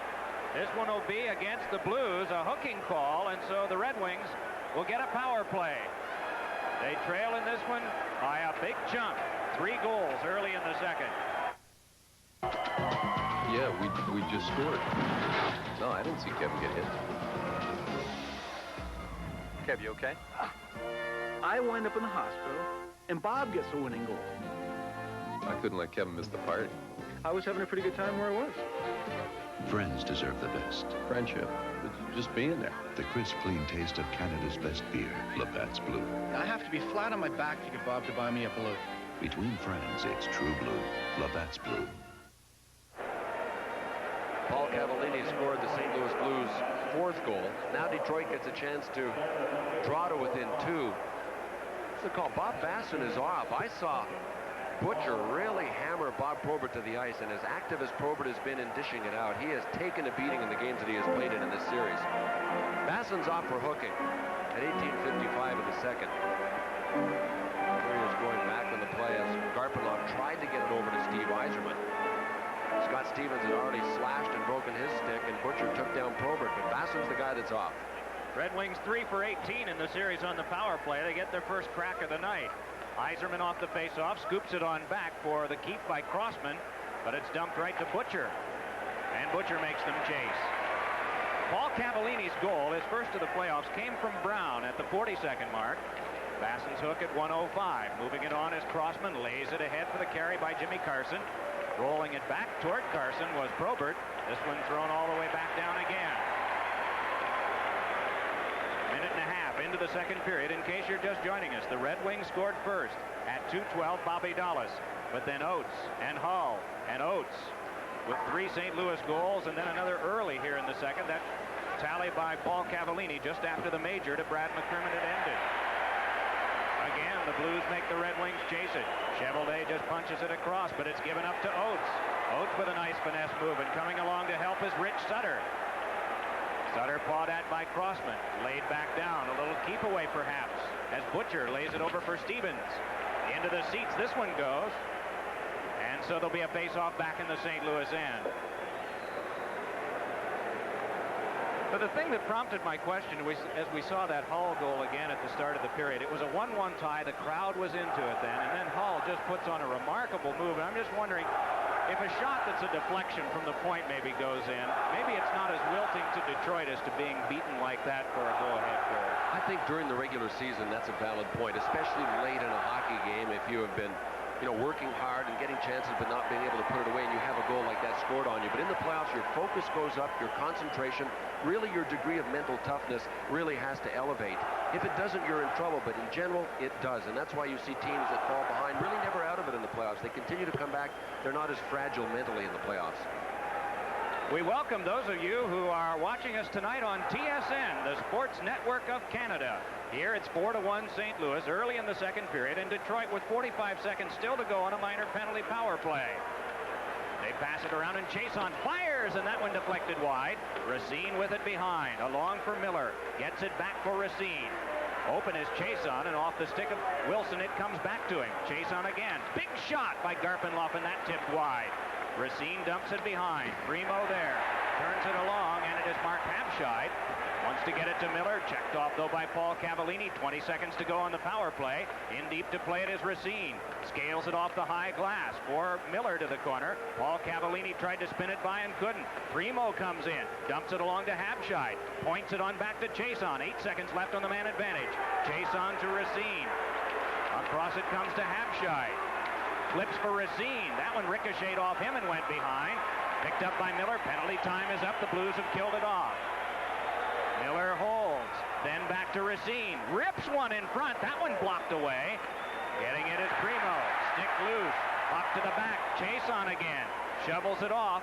Someone is without a stick. It's Cavallini. Puck turned to the front. Basson up with it there. And Basson can bring it back out for the Blues. 3.5 gone second period. Blues leading by 3. Brown fidgets for Basson. Lowry is thrown on the play by Chevelday. If the Red Wings come back in this one, they may be pointing to that play just made by Tim Chevelday. Here is Hull. Hull flips one across. Chevelday with an easy play on that. Brushed by Tomlinson. Set up for Hull. Dumped the shot. Chevelday can't grab on. Backhander by Oates was wide. Drilled back off by the Red Wings. Back down the ice. It's amazing how much more open ice Brett Hull seems to have in this game than in the first 4 games. He is everywhere, and Adam Oates is able to find him. 15:57 to go in the second. The home team by 3.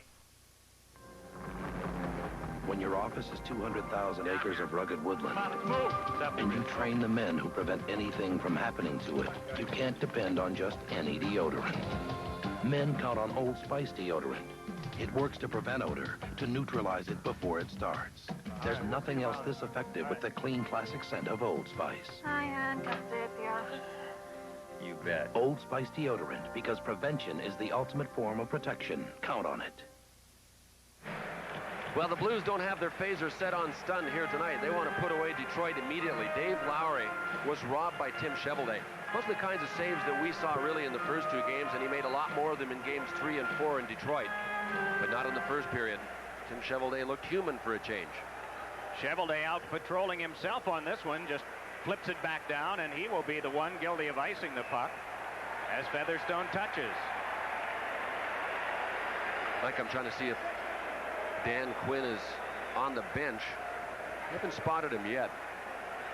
Oh yeah, there he is. He's on the bench. Apparently took a number of stitches in the chin. I have no idea how many, but remember, Brad McCrimmon left the game in the first period after high sticking Dan Quinn. That led to the major penalty that St. Louis had. So it was a cut in the chin. Dan Quinn is back on the bench, so undoubtedly he will return to play. Basson in for the face-off. Opposite Fedorov. Kevin Collins from Springfield drops it. Puck poked along. Marois pinching. Brushed aside by Fedorov, and the Blues go back. Teams are at even strength here in the second period of our game tonight. Red Wings have the lead in the series 3-1, but they're trailing in this one 4-1. Featherstone connects back on with Basson. Lays it along, and Chevelday to get it. Rich Sutter right on him. Puck went off the shrugged shoulder of Tomlinson. Fed back across off Rich Sutter's stick. Fedorov can't get by. Good checking by Basson. So the Red Wings regroup. Puck turned back ahead for the carry back out now by Fedorov. Matched by Adam Oates. Fedorov able to step through. Walks in and fires. And that one may have gone off Riendo, but it skipped to the glass. What a move by Fedorov. Now Miller has Fedorov. Backhander, a riser. Went off the glass. Around it is taken by Miller. Points it away from Zombo, and so the Red Wings have to go back. Again, we welcome those of you who are watching tonight on TSN. Sergei Fedorov had a brilliant opportunity that he made possible himself just a moment ago to get Detroit back to within 2. They're trailing 4-1. Cavallini, a shot turned aside by Chevelday. This one brushed ahead. Randy McKay up with it. Turns it along for Jimmy Carson. Carson trying to stick handle with just one hand. Potvin able to dump it to the corner. McKay burrows in after it, trying to get away from Cavallini. Turned one in front. Loose puck grabbed off by Riendo. There'll be a penalty coming up. It's going to be against the Blues, and so the Red Wings are going to have another power play chance here. 14:20 to go in the second. 4-1 St. Louis. Let's pause for this regional break.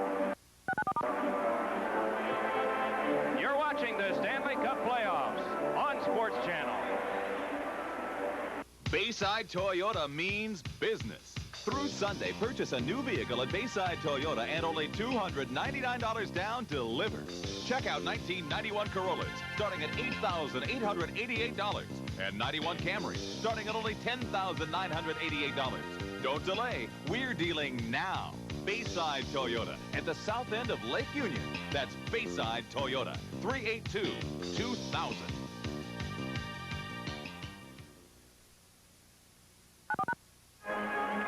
Back on the power play for the Detroit Red Wings. Randy McKay working behind the net. Paul Cavallini laying the lumber on him. Boy, did he ever slash him. So the Red Wings back on the power. 5:40 the time on that. Second power play of the game for the Red Wings, who use Yzerman, Carson, and Probert up front. Butcher hacks one around the wall. Lowry got a skate on it. Bob Probert after it, stepped into by Wilson. And the Blues able to turn it back to Crossman at the Detroit line. Dump back off again for Yzerman. Flips one through for Carson. Carson a shot! And that one wide, and Chason will have to go back for it. 14 minutes to go in the second period. Blues ahead in the game, 4-1. Still a minute 35 showing on the power play. That minor to Paul Cavallini for slashing. Moving on with this is Jimmy Carson. Dumps one off the boards. Lowry there, chased off by Chason. Probert flipped one in front, and Garth Butcher blocked it away. In deep comes Carson behind for Yzerman for Probert, and a good thrust to the stick there by Ron Wilson. Along the boards, Lowry. Carson knocked it from him. To the corner they go, Yzerman and Butcher. Now Probert comes by, worked over by Scott Stevens. Butcher throws it to the wall, but Crossman is in deep. Long it comes for Carson. Turns it over for Yzerman. Butcher rams him to the boards. Up the boards, they battle for it. Carson dumps it back. Scott Stevens, more room this time. Able to shunt it back to neutral ice, and Crossman takes with 50 seconds to go on the power play. 21 shots for St. Louis, 5 in this period. Detroit with just 7, 2 in this period. Crossman moving ahead, pats it to the corner. Rich Sutter goes in along with Yzerman.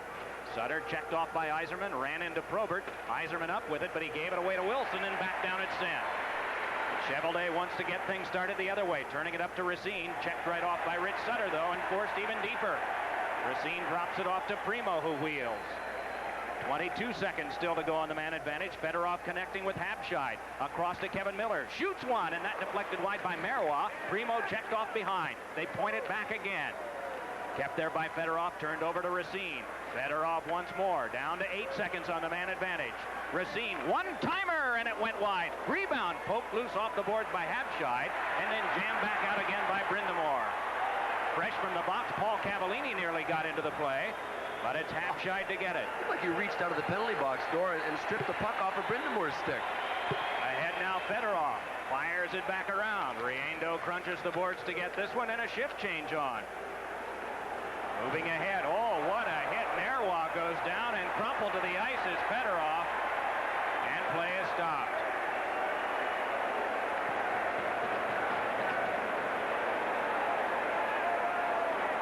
Boy, there was an original minor coming up. Was it to Randy McKay? I think the hit was before that. No, the penalty was even being called before McKay rammed Marois into Fedorov. Let's watch and see if we can figure out how Fedorov got hit. Well, his head and his shoulders were jammed into the boards and into the glass. We'll pick up the call to Marois and see if Fedorov is any better in just 30 seconds. Yeah, we just scored. No, I didn't see Kevin get hit.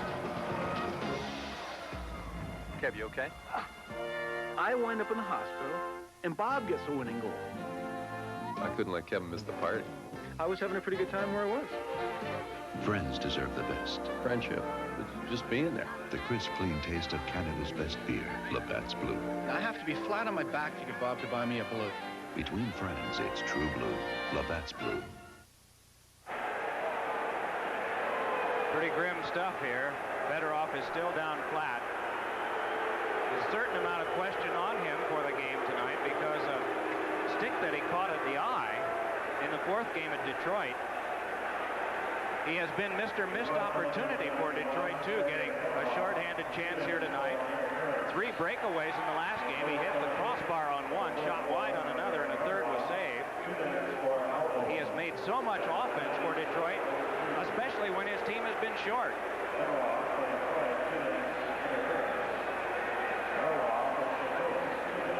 gets an interference minor, and Marois gets a roughing minor. So the penalties will cancel, and that has just been explained to Steve Yzerman and Scott Stevens, the captains,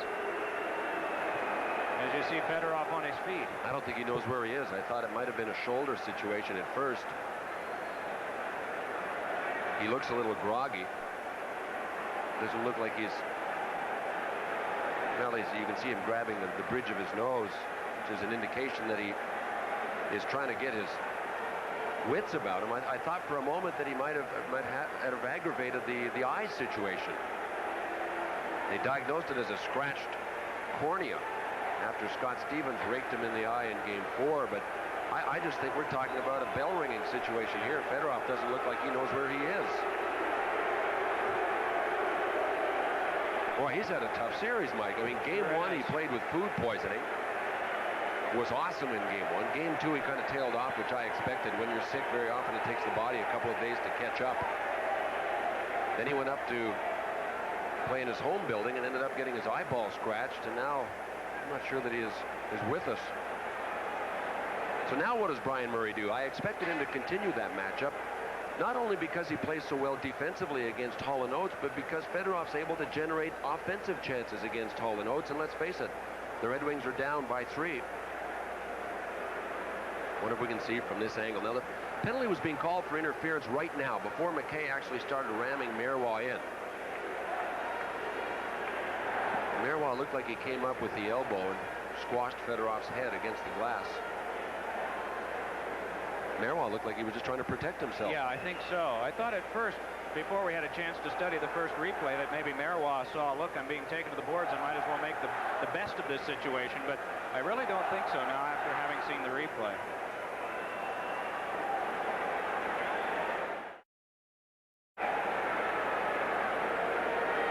Red Wings are not going to send anybody to the box.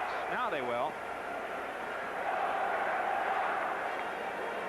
Take a certain risk if you hold off putting a guy over there. Normally on a minor, you'll do that. Sometimes on coincidentals, they'll cut you some slack if a player is injured, not having to have one there right away. Up with this is Brindamore. Brindamore handing it across, and it's shuffled back for Dan Quinn, who's fresh from some repairs himself. Stevens steps right into Mark Potvin. All the way down it goes for Riendo to steer off now for Jeff Brown. Brown connecting with Stevens. 11:35 to go, second period. 4-1 the score. The Blues ahead in this game. We hope you're enjoying our telecast tonight from the arena in St. Louis. Along with Bill Clement, yours truly, Mike Emmerich. Series is 3-1 Detroit, but this game 4-1 the Blues. Brown with a shot snagged there by Cheveldae. Turned right back over for Potvin. Lays it ahead for Mark Habscheid. Eyed up by Brown. The feed was away from Primo. Primo shoulders with Stevens, and Primo found the glass. Back up with this is Dan Quinn again. Big blast from 80 feet. Knuckleballed some. But Cheveldae handled, and that becomes shot 23 on goal by the Blues in this period 7. And the Red Wings have only had 2. We've played nearly half the period. Paul Cavallini steps ahead with it for the Blues. Has Adam Oates nearby. Hands over to Hull. That one spun back in. Bumped to the corner by Cheveldae. Turned back off, and Hull in front had it poked off by Cheveldae. And it Potvin with a pass ahead. Chase on bump to the boards. Still they battle for it. Probert shoving with Tomlinson now. Across it comes for Garth Butcher. Butcher leads one ahead. Off of Chason stick it goes. Oates held back for a moment by Miller as Chason got enough time from that. Played it along for Probert, who stepped into a man. Butcher a shot, and that one blocked away. Paul Cavallini moves in. Fires, and that one knocked down. Rebound, Sutter sent it wide. Centered in front, off of Cheveldae, and he nearly tipped it in himself. He has the presence of mind to hold on and get a stoppage of play. Oh, it was rattling around like a pinball in front and off of Cheveldae himself. Well, where do we start on this replay? Adam Oates just about had one leg sheared off at the knee, stopping one of Paul Cavallini's big drives. I don't know how Cheveldae stopped the final shot from Paul Cavallini that led to this face-off. Adam Oates and Brett Hull all over the place in this game, and now that Fedorov has left the tilt, you got to imagine that Hull and Oates will even have more room.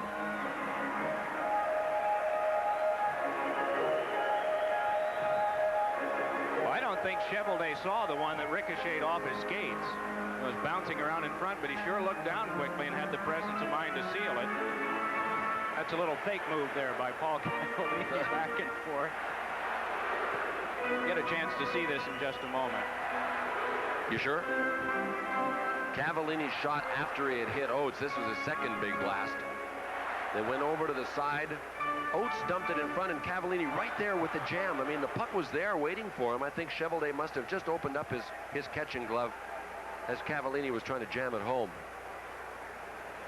8-2 shots in the period. 4-1 St. Louis ahead if you're just joining us. Here's Hall. Cranks one, and it went wide. Jeff Brown with a drive. Chevrolet reached for that, but it was off the mark. Stevens stepped into, puck flicked in front. Gino Cavallini was tied up on the play by Racine. Puck flipped off of Oates and scooped back out by the Red Wings, who find themselves counterpunching in this one, as they have really since Hall broke a 1-1 tie, 4:58 into the first. Now Adam Oates controlling. Deals it back off for Gino Cavallini. Rammed though by Racine. Along near Sean Burr. Burr checked his man. That was Jeff Brown. Puck came to Gino Cavallini again. Tied up by Burr. Gets back up to play again, and Burr right on him. Oates comes by two. Stepped into by Zombo, but he's loose and walks right in. Backhander, score!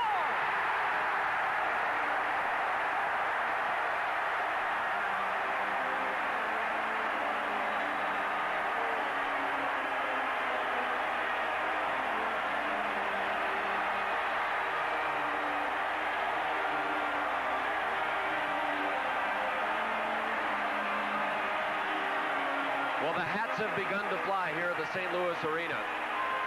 Adam Oates has just collected his third goal to give the St. Louis Blues a 5-1 lead. And as this game moves along, Adam Oates seems to be getting bigger and bigger, and so does Brett Hull. Hull's really the unsung hero on this goal. Yves Racine, number 33 of Detroit, had a choice to make. I mean, Hull was in the slot. Oates was heading towards the net. Racine decided to take Hull. That left this much room for Adam Oates to break to the front of the net. Went all the way by Tim Chevrolet until Chevrolet was down. He made it look easy, and it has been easy for the St. Louis Blues tonight for the first time in this series. First ever playoff hat trick for Adam Oates. And the first ever playoff hat trick for any of the active roster of the Blues. Boy, did he put a move on Tim Chevrolet. He froze him with a little fake to the forehand side and then pulled to the backhand. Where those hats go? Maybe we can wheel down there after the tilt and get ourselves a couple for the hot summer sun. I gave up wearing those over the summer. The fancier ones. 25 shots by St. Louis.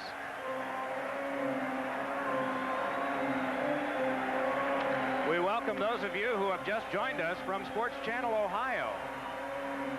You're watching now a team from just to your north. The Detroit Red Wings take on the St. Louis Blues. And this is the kind of atmosphere and the kind of Blues dominance that a lot of people forecast would take place in the first two games, both of them here. But Detroit won the first, lost the second, and the Blues have just dominated here in Game 5. We have scrap going not only at center ice, but one about to break out back near the Detroit goal. This is Mark Potvin, who had almost 50 fights in the American League, tangling at center ice, and Bob Probert was just about to go with one of the Blues at the other end when first the linesman and then the referee stepped in. You know, Dave Lowry actually dropped the gloves and went first on this one. I've expected Mark Potvin to let her rip at least 10 times in this series. Hasn't happened. Finally, he ended up with a fight, but he didn't start it. It was Dave Lowry. So penalties to both sides. The Blues with a chokehold now, 5-1 over the Red Wings. To help relieve her heartburn, her antacid uses aluminum and magnesium. But his is Tums, and Tums has calcium. Something my body needs anyway. I like that. Old Spice, Sports Channel America, and The National present the Fans' Choice for MVP. To vote, dial 1-900-896-2333. Know your MVP's team and jersey number. The winners will be featured on Sports Channel America. Call 1-900-896-2333. At the Olympic Saddledome in Calgary, on the power play, Gary Suter over to Al McInnes. A power play goal. Flames lead the Oilers 1-0 in the first. Meanwhile, in Chicago, the North Stars go up 2. Mark Tenorti with the goal beats Ed Belfour. 2-0 North Stars in the second.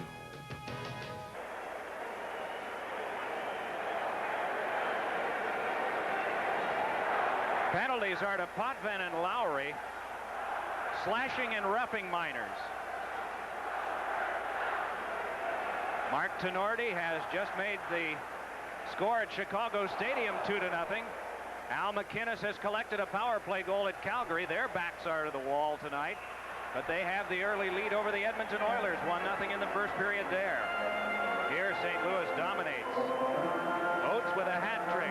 Gino Cavallini and Hall got the assists on Oates' third of the night, fourth of the playoffs at 10:33. I wonder how many people, even in their wildest dreams, entertained the notion of a Minnesota-Detroit final in the Norris division.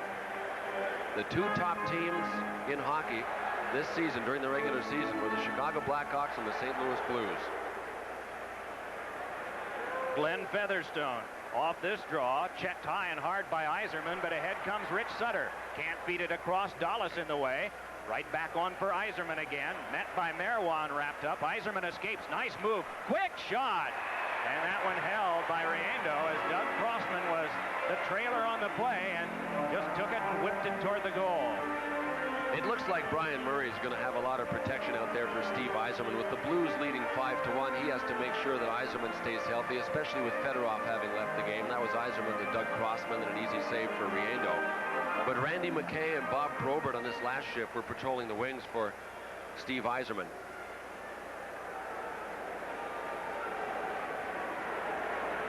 Riendo in a bounce-back mode again, as he was after the first game of this series. Said, I let the team down, but I'm going to show him. In the second game, he certainly did.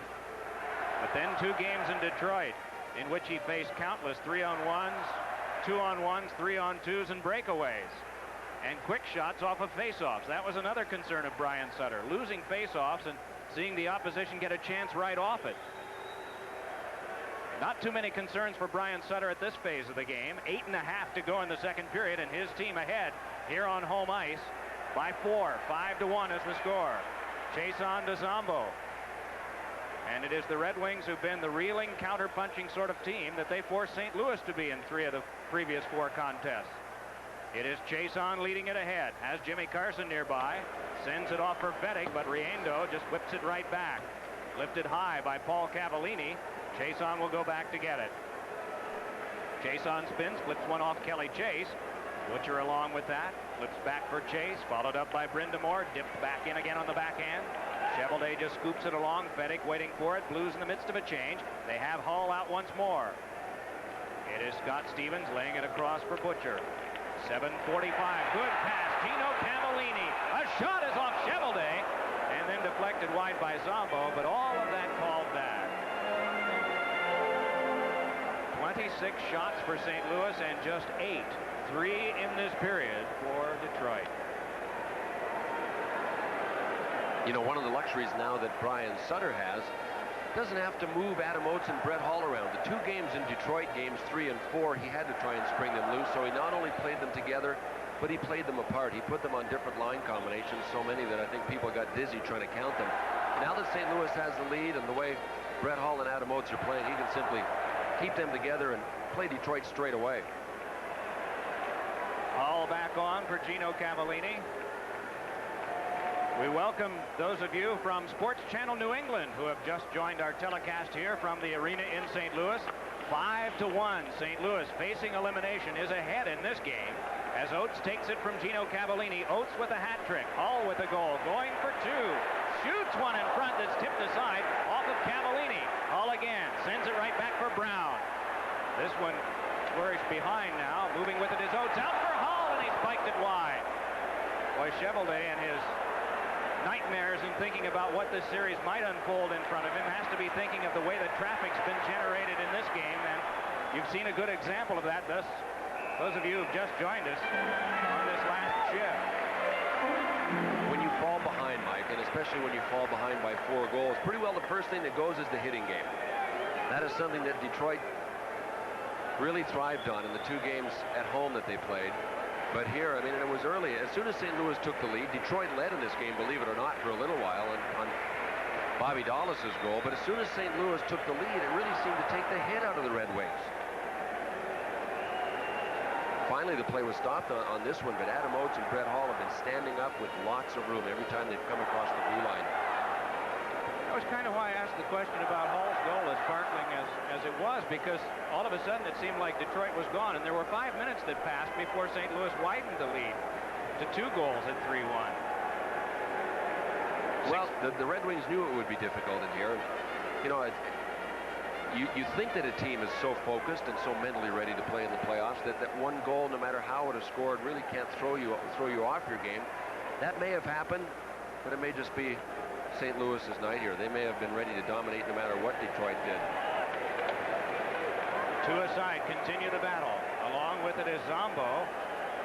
Has to turn away from the traffic generated by Rich Sutter and connects back on with Steve Yzerman. Moving ahead with Chason. Yzerman coasts in. Still has Chason nearby, but couldn't control adequately, and Rich Sutter stepped into him. Now Chason waits, fires a shot, sticks Sabriendo, and right there to clear it away, Paul Cavallini. McKay missed for Probert. Instead got Garth Butcher.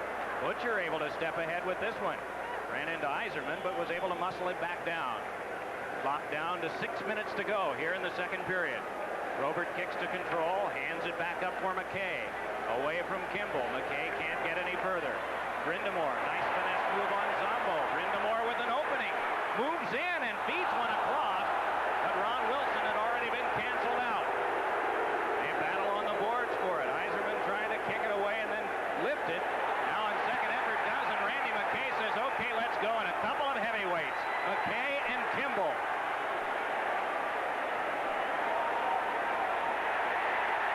Boy, look out. Kimball with the left and McKay with the right. Let's see who can land the most.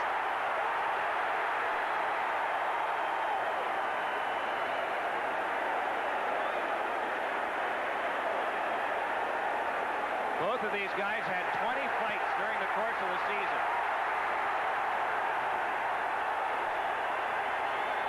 Oh. Ooh. Well, that left landed from Darren Kimball.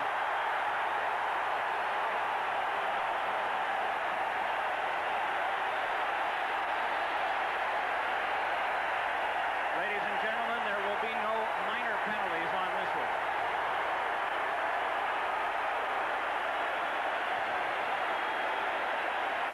Each year, the experts at Car and Driver look at over 100 cars, so you don't have to.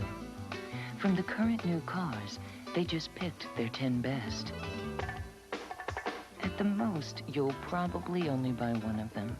That's too bad, because 2 of the 10 best are Mercury's. Mercury Sable and Mercury Tracer LTS. All this in the quality of a Mercury. On Calgary's first goal on Al McInnes's shot, Terry Wilson, number 33, caused a nice screen in front of Grant Fuhr. This time he deflects Gary Suter's shot. Power play goal, 2-0 Flames in the first.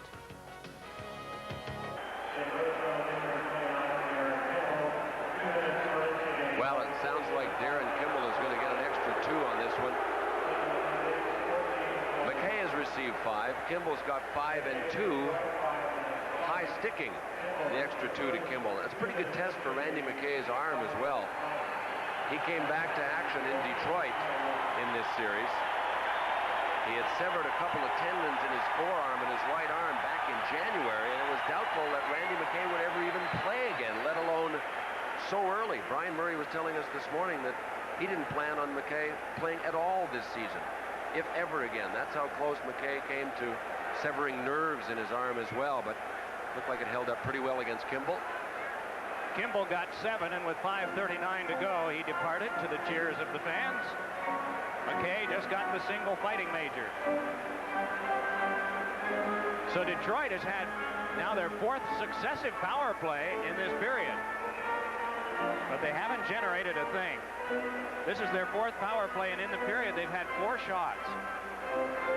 When it goes south on you, it really goes south, and tonight Detroit is tasting what St. Louis felt earlier in this series. Some frustrations on their power play.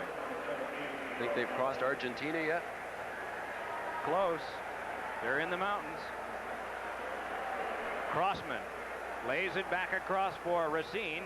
Connects for Habscheid. Then Bob Probert dealt it to the corner. Back to get this is Stevens. Wheels one off that will go all the way back down. North Stars just building a lead on the Chicago Blackhawks. Calgary doing the same on Edmonton. A review of all that coming up for you between periods. 5:10 to go in the second. Blues ahead here decisively 5-1. Yzerman flips one in front, cut off by Butcher, floated right back down. Shift change on. Adam Oates comes out to be a member of the shorthanded squad along with Basson, and it remains Butcher and Stevenson back. Yves Racine brings it on for Detroit. Connects back over with Yzerman. The drop over for Habscheid. Yzerman again behind the net. Crossman in deep right at the front. There's no one at the opposite point, but it's worked out for Racine's drive, and that one blocked away to the corner. Headed right over for it is the guy who blocked it, Bob Basson. Butcher pokes it along. Yzerman there to get it. Tried to float it through Butcher, and that didn't work. Bob Probert rammed Basson after he had cleared the puck down, and now we have a skirmish along the boards. You know, if Bob Probert wants to get into it, this is how it's going to have to happen. Otherwise, he's going to get tagged from Dan Maruelli. He's kind of a marked man. But you get into the clinches and into the board stuff like this, and that's where Probert's going to be able to start something and get away with it. Habscheid and Stevens are locked up. Probert and Basson. Our prediction is held true. It's lopsided, and it's turning Surly. 4:24 to go in the second. 5-1 the home team. What is refreshing?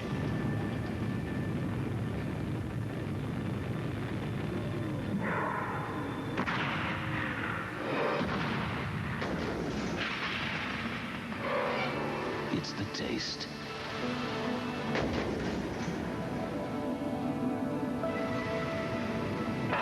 The taste that could only come from a cold blue light right out of the ice. Now that's refreshing.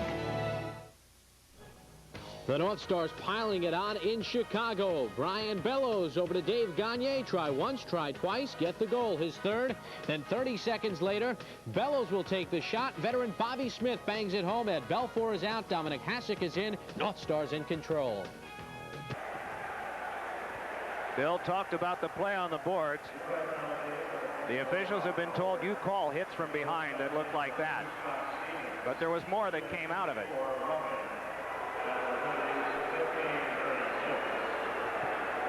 Boy, that evened out, didn't it? Stevens for roughing. Probert got a roughing penalty. So Detroit still has the power play. Well, I thought Probert would almost automatically come up with one for the hit from behind, because when a guy goes violently into the boards from a hit from behind, the referees have been told you gotta call that. Such an easy situation in which to incur an injury. But these penalties have canceled with 4:24 to go in the second period. Well, Randy McKay doesn't look too wound up, does he? We have not heard how Sergei Fedorov is. He left the game a little earlier in this period after having Mario Marois jammed into him. After Marois was run into the boards by Randy McKay. Fedorov looked groggy as he left the ice, but the task is huge for Detroit, even with Sergei Fedorov out here. Close to impossible without him. 5-1 with the Blues leading, and Steve Yzerman really doesn't look very effective here tonight, Mike. He hasn't really carried the puck at all. He hasn't generated scoring chances. And I can tell when Steve Yzerman is on top of his game because he buys time. He carries the puck through the neutral zone, crosses the blue line, and is able to wheel and deal and give his wingers enough time to get the defensive coverage to break down away from the play. Haven't seen him do that at all tonight.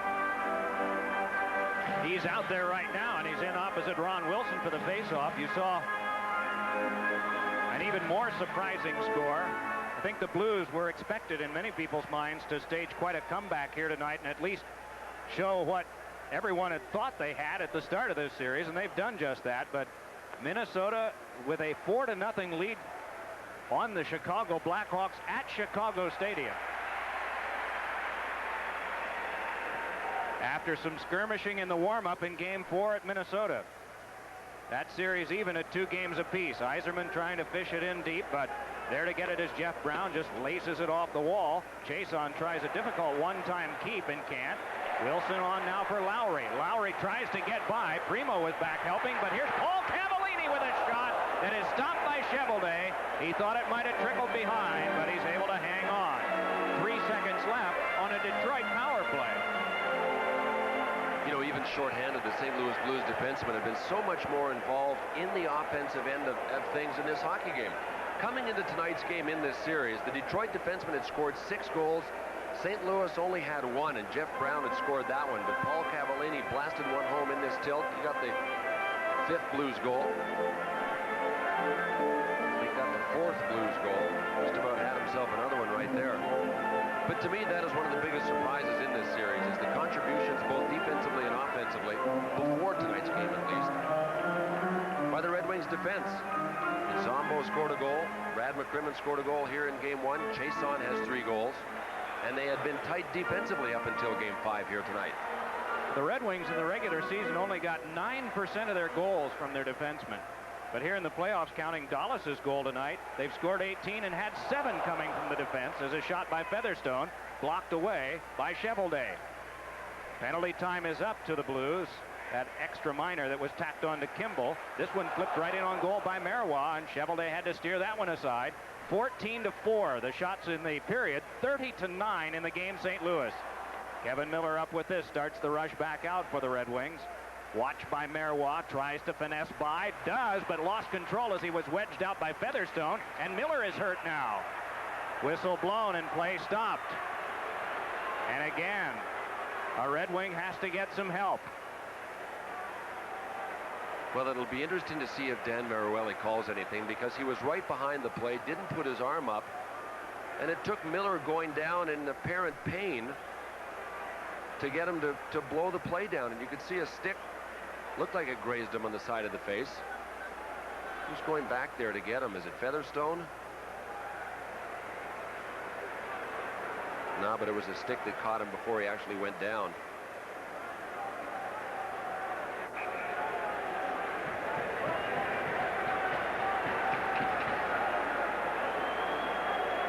Grazed a little maybe, but seems to be all right. Kevin Collins coming over, the linesman having something to say to Dan Maruelli.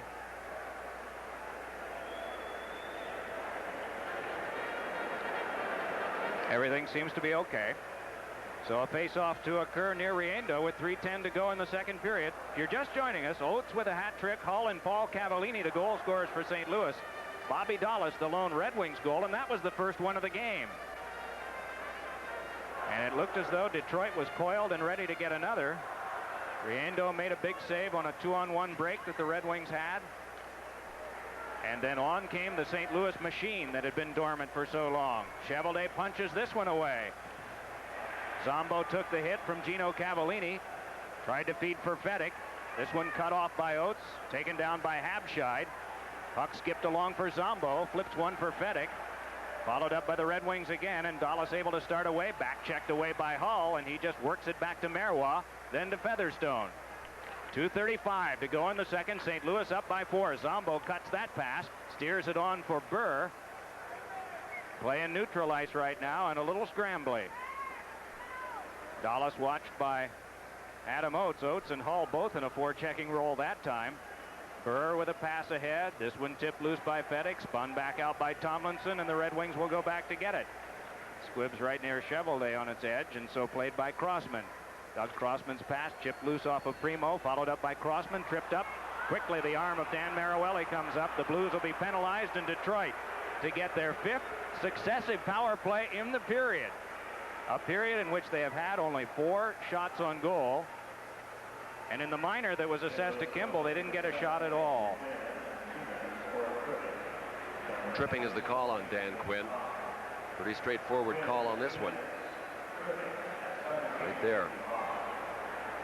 And you know, with the lead, which is something we pointed out in the first period, St. Louis has hardly had in this series, they're able to put their forechecking together a little differently. Now they got a big enough lead they can play it just about any way they want. But you know, in this last couple of minutes, we've seen Detroit try to move through the neutral zone only to bog down every time. St. Louis, when they have the lead, will usually pull back on their forechecking. Unless they've got a real good chance at a turnover, they will only send one guy. And what they'll do is they'll collapse back into the neutral zone with at least 4 men. Well, with all that traffic in there, it's hard to penetrate. Detroit is a team that's reluctant to dump and chase. They like to score on the rush and to carry through the neutral zone. Yzerman does. Fedorov, when he's playing, does. So does Jimmy Carson. So that's one of the advantages St. Louis finally has in this hockey game that they have not had in this series. They're able to play to their strength in a lot of ways and really take away what Detroit wants to do, and that is move the puck on the rush through the neutral zone and attack the blue line on the rush.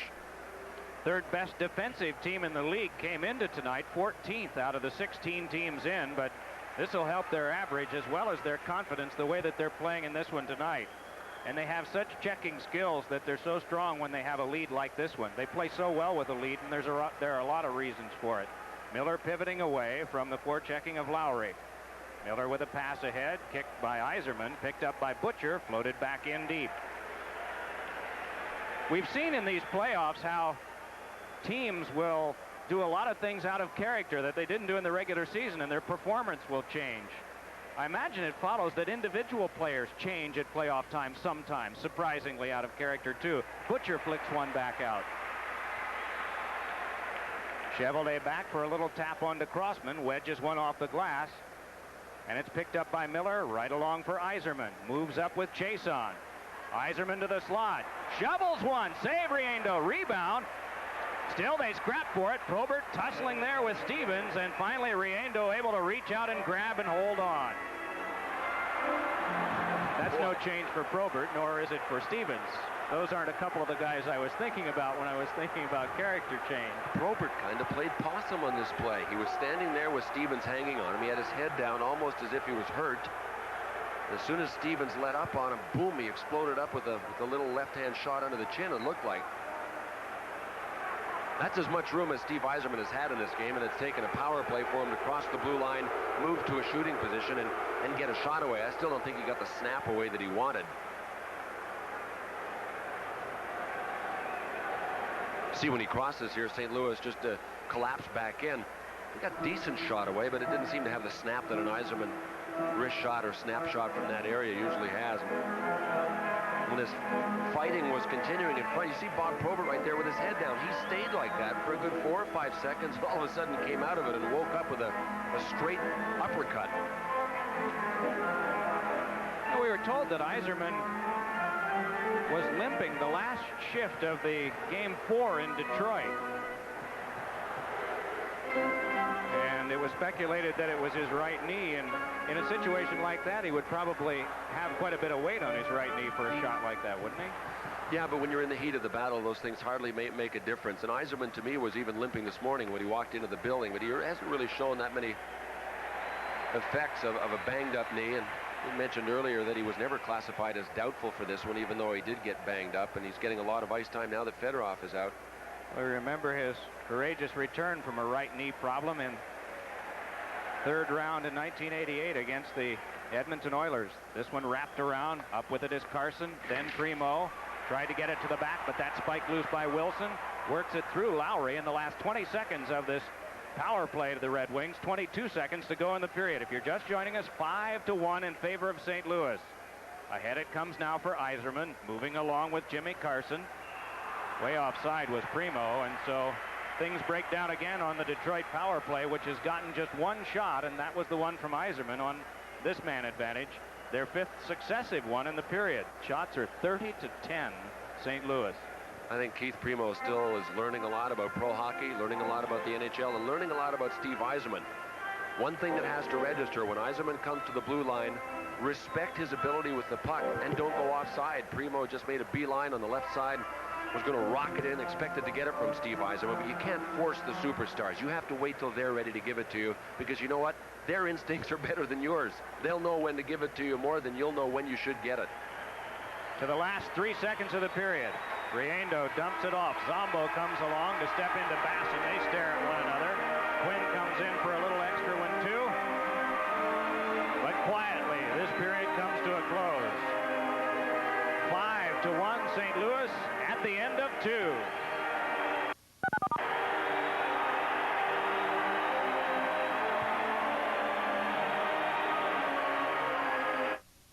We need a gimmick. Gimmicks and beer. Like a lime. Nah, that's already taken by Mexico. Apple and beer. Yeah, it's a state fruit and it cleans your teeth. How about an egg? Too much cholesterol. Now, hot jalapeno pepper. Oh! Croutons? To L.A. Hi, big boy. This is too weird. Come on, run with this. It's different. I've got it. Umbrellas. Get it? Dry, Rainier. We're geniuses. Pretty cool, huh? Call the brewery. I-R-S. Those three letters have been on everyone's mind during the last few weeks, but this weekend only, IRS means incredible savings at Harris Ford. Yes, it's Harris Ford's once-a-year inventory reduction sale. Over $2 million in top-quality used vehicles, all marked way below market value, some below wholesale. Make the used car buying the weekend at Harris Ford, 200th and Highway 99, Linwood. Tonight's Stanley Cup playoff game on Sports Channel America is brought to you by Mercury. See the exciting new line of 1991 Mercury automobiles at your Lincoln Mercury dealer. Nothing moves you like a Mercury. By Sneaker Tamers. Sneaker Tamers insoles tame ferocious sneaker odor with the world's most powerful odor destroyer, activated charcoal. And by Asics, athletic shoes featuring shock-absorbing gel. Tonight's Stanley Cup playoff game on Sports Channel America is brought to you by Miller Genuine Draft Light. There's only one light beer with the big taste of Miller Genuine Draft. Cold filtered Genuine Draft Light. Third period about to begin. No carryover power plays, but Alan Bester will be the goalkeeper for the Red Wings. Brian Murray has decided that Tim Chevelday has seen enough rubber for one night, and he will rest and be ready to go back in Detroit. I would defy anybody to give one good reason why Tim Chevelday should stay in this hockey game. Makes no sense at all.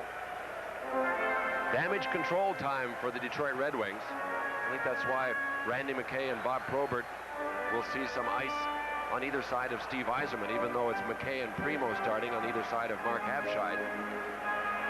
Hull and Oates have 10 goals. The rest of the Blues have 7. So that aspect of the St. Louis performance in this series has not changed. And Yzerman and Fedorov have not scored since game number 1. Zombo in with a shot off Riendo. Big drive by McKay. Oh, and Riendo winced at that one, and then another shot comes through that's tipped to the boards. Cavallini stepped in too. Along with it is Stevens. Dumps it back off. Zombo puts the big crunch on Adam Oates. Red Wings have come out very aggressively here in the third to at least register that message for Game 6. Not writing them off yet, but the Blues' dominance has been such that with a 4-goal lead here early in the third, with their skill at protecting a lead, and with the fact also that they're at home where they can really freewheel and get the line changes they want, it seems all but done. Across the goal now, sent wide. In goes Jeff Brown, wedged off though by Primo, stepped into by Chason. Chason able to step away with it. Off the skates of Randy McKay, tried to pat one out past Stevens. Second effort prevailed, and all the way down it goes. No icing. It sure is a lot easier to look like the third best defensive team in the NHL when you're playing with a lead and a sizable lead than it is when you're playing from behind. Sutter chased off. Racine locks him up. And across the way, Mark Potvin throwing some lefts at Dave Lowry. Lowry gets the helmet off, but he's worn a few in the process. And some more. Now, you wouldn't guess that Mark Potvin is a second cousin of Dennis Potvin, would you? Finesse and fists. All in the same family. Even though Dennis could go pretty good when he was younger. Early goings, third period. Couple of guys are going to rest in a 5-1 Blues advantage. Each year, the experts at Car and Driver look at over 100 cars, so you don't have to. From the current new cars, they just picked their 10 best. At the most, you'll probably only buy one of them. That's too bad, because 2 of the 10 best are Mercury's. Mercury Sable and Mercury Tracer LTS. All this in the quality of a Mercury. Potvin and Lowry with fighting majors at 1:18 of the period. We should update you on what little we know about Sergei Fedorov. It is a possible concussion, but one thing is for sure, as in the case of Chevelday, who is not hurt, he will not be back for the rest of the night. Again, no point in taking any chances, because this is not the ultimate game for Detroit. It is the potential elimination game of the Blues. They have shown they won't let that happen tonight. Off the face-off, Yzerman. Racine behind. Tomlinson right after him. Puck work back out for Yzerman. Moves ahead along with Bob Probert. Yzerman controls. Forehand shot just tapped to the glass by Garth Butcher. Just now getting up from the goal crease is Probert back down the ice, but we may have something else breaking out in neutral ice. Bob Basson is there. Kevin Miller is there. They got tangled up in the corner, and you know who got tangled with them? Dan Maruelli. Maruelli ended up flat on his back. Miller and Basson kept jabbing at one another, and finally they dropped the gloves but never got started.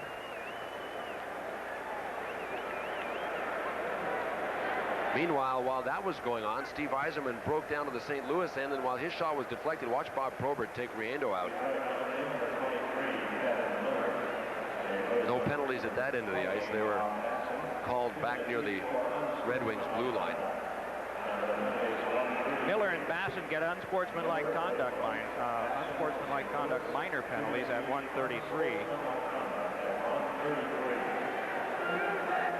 Again, this is something that we really don't have the numbers to compare with last year.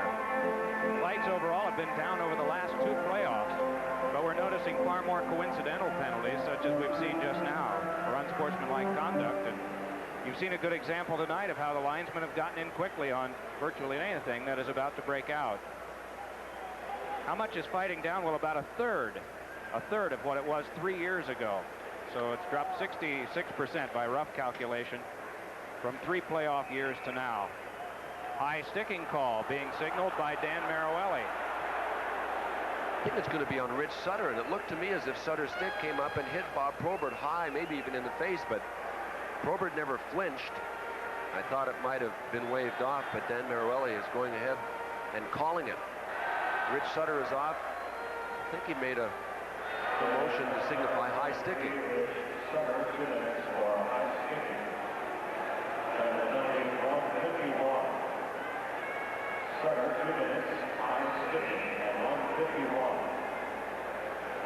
So Detroit to get its 6th consecutive power play. Detroit with 1 shot in the period, St. Louis with none. Overall, the Blues with 30 shots, and Detroit here early in the 3rd period with just 11. Racine and Crossman will be the point men. Up front, the Red Wings go with Probert, as well as Steve Yzerman. Also out Mark Habscheid. Racine moves in, fell down before Butcher could nail him, but here's Ron Wilson trying to get through.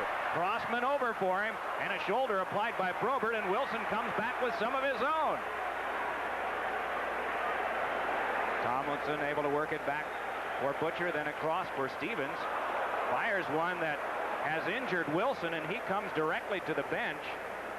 It is his hand that he seems to be favoring.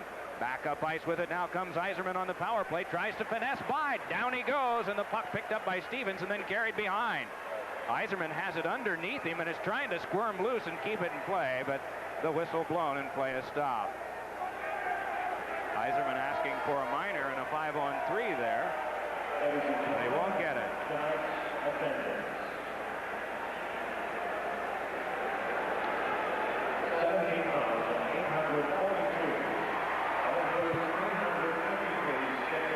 Yves Racine had led this rush, and he stopped and bailed out when he saw Garth Butcher coming to him. Not a bad idea. Butcher was coming right at him. Some of the underdogs doing pretty well in the first round of this year's playoffs. One right here, the Detroit Red Wings. If you're wondering about the underdogs' chances to go all the way and win the Stanley Cup, in the last 20 years, only 5 teams have won the Stanley Cup with under 100 points. The lowest point total to win the Stanley Cup in the last 20 years, 87. That was in 1986 when Montreal knocked off Calgary. So you can see that the cup usually belongs to the elite. Detroit, coming into the playoffs, finished the regular season with 76 points. It's 11 points less than the lowest point total to win the cup in the last 20 years. Well, you look at the 5 teams this year that had over 100. Calgary's getting a big scare. St. Louis has gotten one here, too. Paul Cavallini pivots, and again, this is shorthanded for St. Louis. Big shot by Jeff Brown, and Bester got a piece of that and just hangs on for a stoppage of play. Boston had a scare. Now they're up on Hartford. 3-2 in their series. You mentioned the 5 teams that had 100 or more points, Mike. I mean, they have to be the favorites, but now Chicago's on the brink. They're down tonight. St. Louis, they're hurting. LA's hanging tough. Boston's hanging tough. Calgary's in trouble. Nobody had points in the 90s this year. Montreal with 89, then Pittsburgh, the Rangers, Buffalo, Washington, Edmonton, right down to 80 points. And the bottom 5 teams to make the playoffs had 79, 76, 73, 68, and 65 points. And in that bunch, the Detroit Red Wings. But these teams are well under the lowest point total to win the Stanley Cup in the last 20 years. And you know what? You need help. I mean, in 1986, Montreal, who finished 7th overall, beat Calgary, who finished 6th overall. The top 5 teams had already been dusted before they made it to the finals. Primo tried to get through, and Stevens shuttles that one back out. One thing you notice from looking at that, too, Minnesota, even with Chicago in games 1 and 2, but leading in Chicago tonight 5-0, shot by Primo went wide. Minnesota was next to last of those 16 teams in overall points in the regular season. Chase on a drive. Riendo hangs on. Primo went barreling to the front, and he and Stevens may go here. Just one shift earlier, when Primo came out onto the ice, he stood and talked in front of the St. Louis bench. The faceoff was right there, and he wheeled and talked to several players, including the coach, Brian Sutter. And so Primo has decided this is the time for him to assert himself. Yeah, this has been a nasty series. It really has. I mean, both teams have attempted verbal intimidation every chance they've had. And if not intimidation, they've tried to antagonize verbally. Bob Probert has led the way really for Detroit. Garth Butcher and Scott Stevens have countered. Here's Primo's shot that looked like it deflected as it was heading to Riendo. Big shot by Steve Chason that also got a piece of somebody on the way to Riendo. How about that number 16 team in your overall rankings, Vancouver? Well, they're playing tonight in Los Angeles. Let's go for an update. At the Great Western Forum, Vancouver strikes first in a shorthanded situation. Trevor Linden finds Urke Lume, and Lume will backhand it past Kelly Rudy. 1-0 Canucks in the first.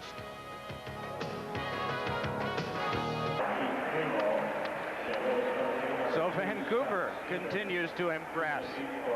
They get the early lead in Los Angeles tonight. Urke Lume, we understand, has scored the goal for the Vancouver Canucks. We talk about some guys individually playing a little bit out of the character that you expected playoff time. Vancouver is showing so much more fire, and individual players. Cliff Ronning has come to the fore, who was never that type of player with St. Louis. Urke Lume, another one, a very skilled player. It's easy to point a finger at Ron Caron, isn't it? Coming into tonight's game with St. Louis on the brink of elimination, you take a look at the guys out in Vancouver that were sent there from St. Louis at the trading deadline. They had figured in every goal coming into tonight's tilt. 17 total points in the playoffs for Courtnall, Ronning, and Momesso. Dan Quinn and Garth Butcher, well, they totaled 4, 2 goals and 2 assists. Hindsight's 20/20. I'm not pointing the finger at Ron Caron, but numbers tend to really jump up and point things out to you. And in this case, that trade really looks like it's helped Vancouver. Here is Hull looking for his second. Blocked away by Bester. Hull just brought 17,842 to their collective feet, but Bester denied him. The 31st Blues shot of the night to Detroit's 14. 4-2 Detroit in this period in the shots on goal department. But all of those numbers meaningless when you look at the scoreboard. 5-1. Blues ahead. We welcome those of you from Canada who are watching on TSN, the sports network. Back in deep to get this is Garth Butcher. Taken to the wall by Fedek long after he'd released it, but Detroit wanting to send a message that they're going to be following through on their checks as this series continues. Detroit scored first tonight. 2:12 into the first period, Bobby Dallas. But then came the Blues machine that had been dormant through the series. Boy, did they ever wheel. 5 goals, 3 in the second. Check that, 2 in the second and 3 in the first. And the 3 in the first came in less than 6 minutes time. Kevin Miller trying to finesse his way by, can't do it. Riendo just turns it aside. Featherstone lays it ahead to Adam Oates, who has a hat trick. Then along for Hull. Back for Oates, but it's by. 14:45 left in the third. Blues ahead here 5-1. Minnesota surprising Chicago again. 5-0 at last report there. We'll keep you updated on all of the action. And the reports from the other arenas, they are at the end of the second period at Chicago Stadium. Hull moving in. Checked by Racine. Extra man in is Probert. Falls over Hull, who gets up and plays it in front. Unable to reach that one, though, was Tomlinson. Blues continue the attack. A pass to Tomlinson, stepped into by Zombo. Along to get it is Racine. Racine just wedges it back up for Steve Yzerman again. Very deliberate 3-on-3, now just a 2-on-3 as the Red Wings are changing. Yzerman checked off by Paul Cavallini. Rich Sutter moving it back out. Taking it further is Basson. Watched there by Dallas and boom to the boards. Mark Habscheid deep, tries to step away from Rich Sutter. Habscheid has to hurry, but gets a little pass across to Garpenloff, whom we've not seen that much of. Garpenloff watched by Paul Cavallini. Poke checked away by Cavallini, and he got a good thump in on Garpenloff. Basson connects back up with Brindamore, moving along with Rich Sutter. Brindamore with a big spinorama move to Sutter, and a save made by Bester.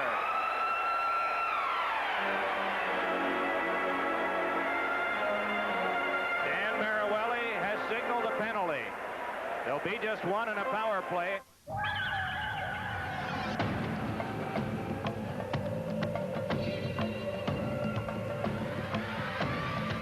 This is it. There's only one light beer with the big taste of Miller Genuine Draft. Cold filtered Genuine Draft Light. Yeah, we're gonna need some help up here, over.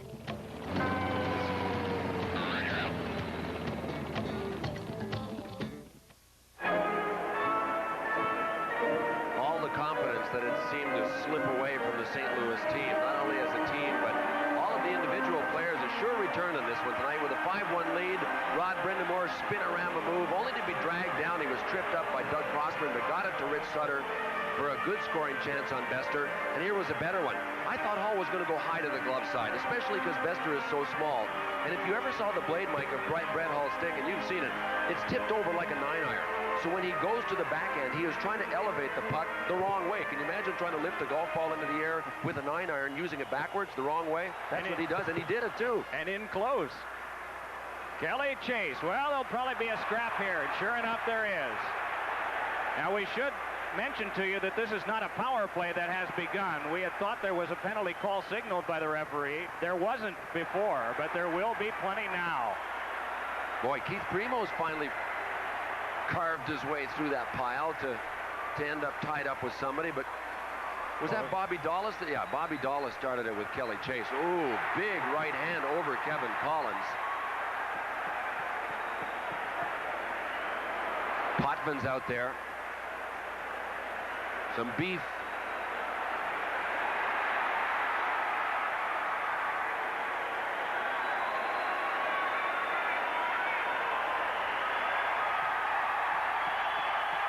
I got a feeling Maruelli's going to start tossing guys here pretty soon, Mike, or giving them 10s at least, just so this thing doesn't get completely out of hand. Yeah.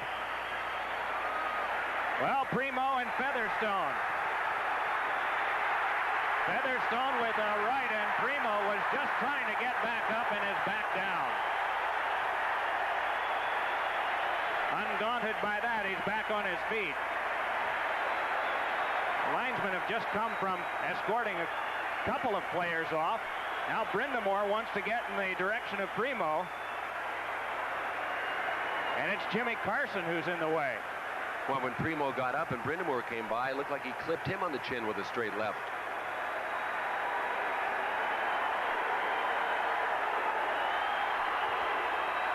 For 30 minutes, the singers have sung, but now it's dancing time. Ooh, here we go now. Look at this, Potvin and Marois. Mark Potvin and Mario Marois. Potvin went down first on that one. So if you're scoring takedowns or knockdowns, score 2 consecutive victories for St. Louis. One by Featherstone and one by Marois.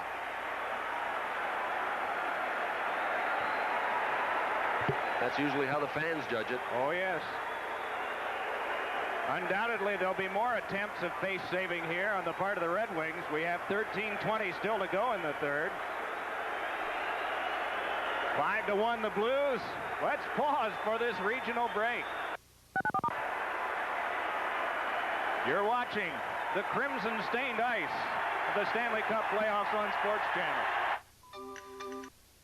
Bayside Toyota means business. Through Sunday, purchase a new vehicle at Bayside Toyota and only $299 down delivers. Check out 1991 Corollas starting at $8,888 and 91 Camrys starting at only $10,988. Don't delay. We're dealing now. Bayside Toyota at the south end of Lake Union. That's Bayside Toyota, 382-2000.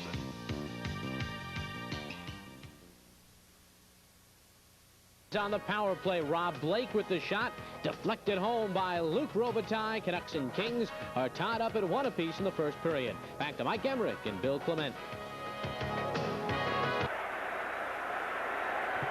Gloves everywhere, sticks everywhere, and blood in 3 different places on the ice, but this is how it all started. Kelly Chase, number 39 of St. Louis, and number 8, Bobby Dallas of the Red Wings. Keith Primo was in.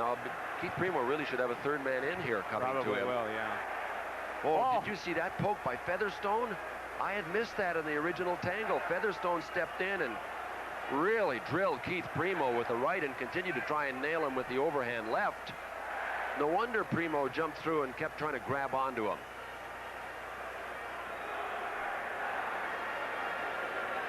Well, that's what they mean by a free-for-all. Yeah, you better watch yourself when you get into the middle of one of those. You hope for good peripheral vision and quick reflexes when the punch comes. That time Primo looked like he never even saw it coming. Well, Dan Maruelli is doing just as you suggested. He's going to send a few out for the rest of the night. Yeah, he's calling. Who is he calling out? Primo looks like he's gone. Featherstone has already left. There was Mark Potvin now following Keith Primo. All right, get the bad boys off of the ice surface, and maybe we can get home before midnight on this one.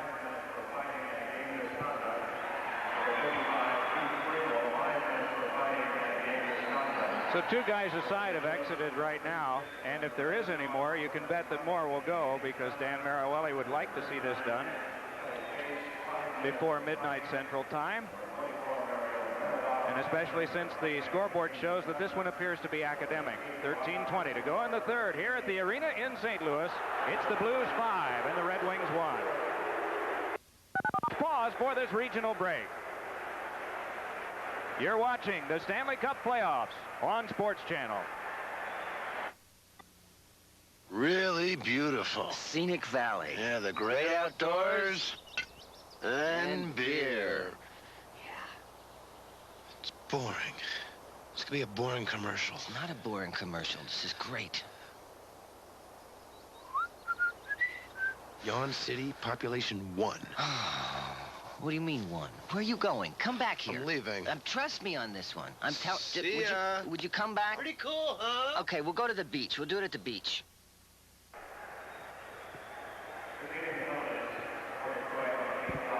Just getting the penalties clarified here. We'll give them to you in a moment.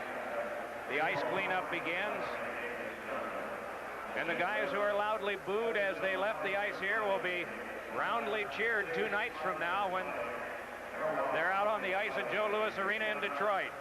As noisy as this place has been, that one will be going too.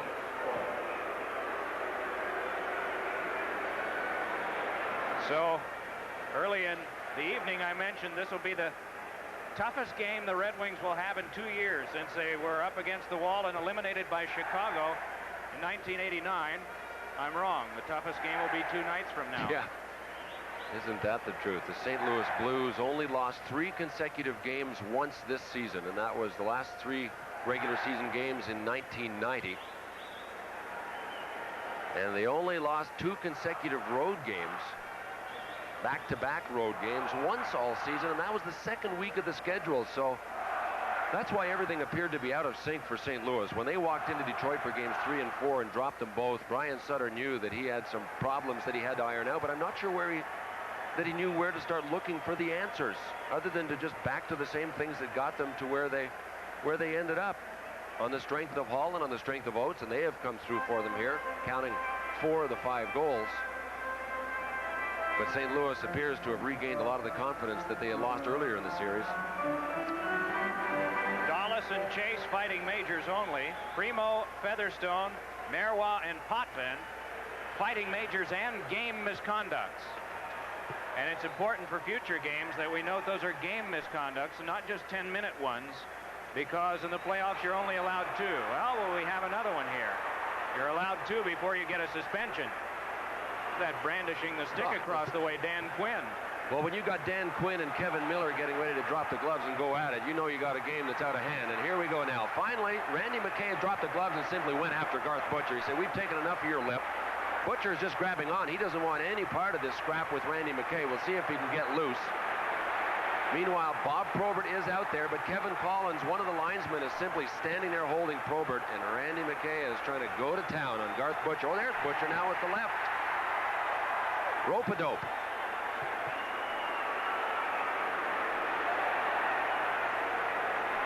All right, while this fight is going on, Collins has escorted Probert to the penalty box and put him in the penalty box. And now Pat DiPuzzo, with help from Collins, has been able to celebrate. Oh boy, there's some kind of slip. Separate McKay and Butcher. Quinn did not let go of the stick at all. Miller had dropped his gloves and stick.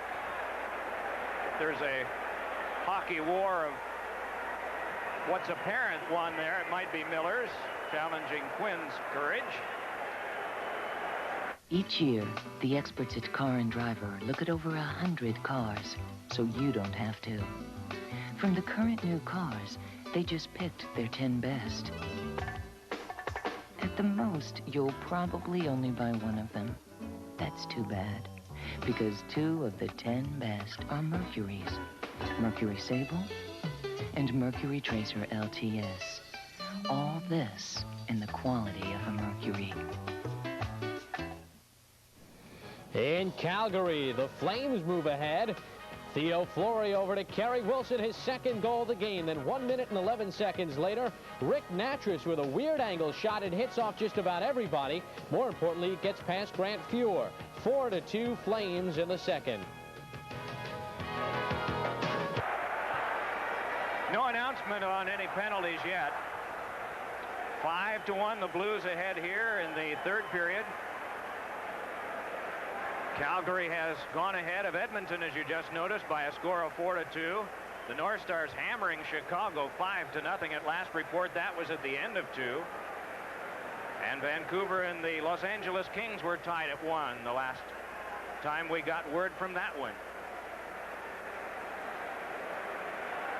You'll be seeing some action from those games later on tonight, and here in the third, we get some more penalties in what has become a second half of the game that has seen all of the skirmishes that the whole series had not up until now.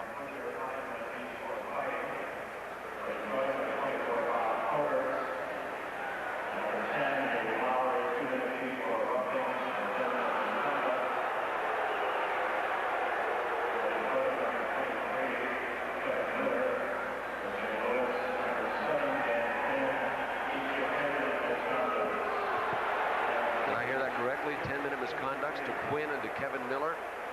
Well, I don't blame Danny Quinn for not dropping a stick. He took a bunch of stitches in the chin in the first period.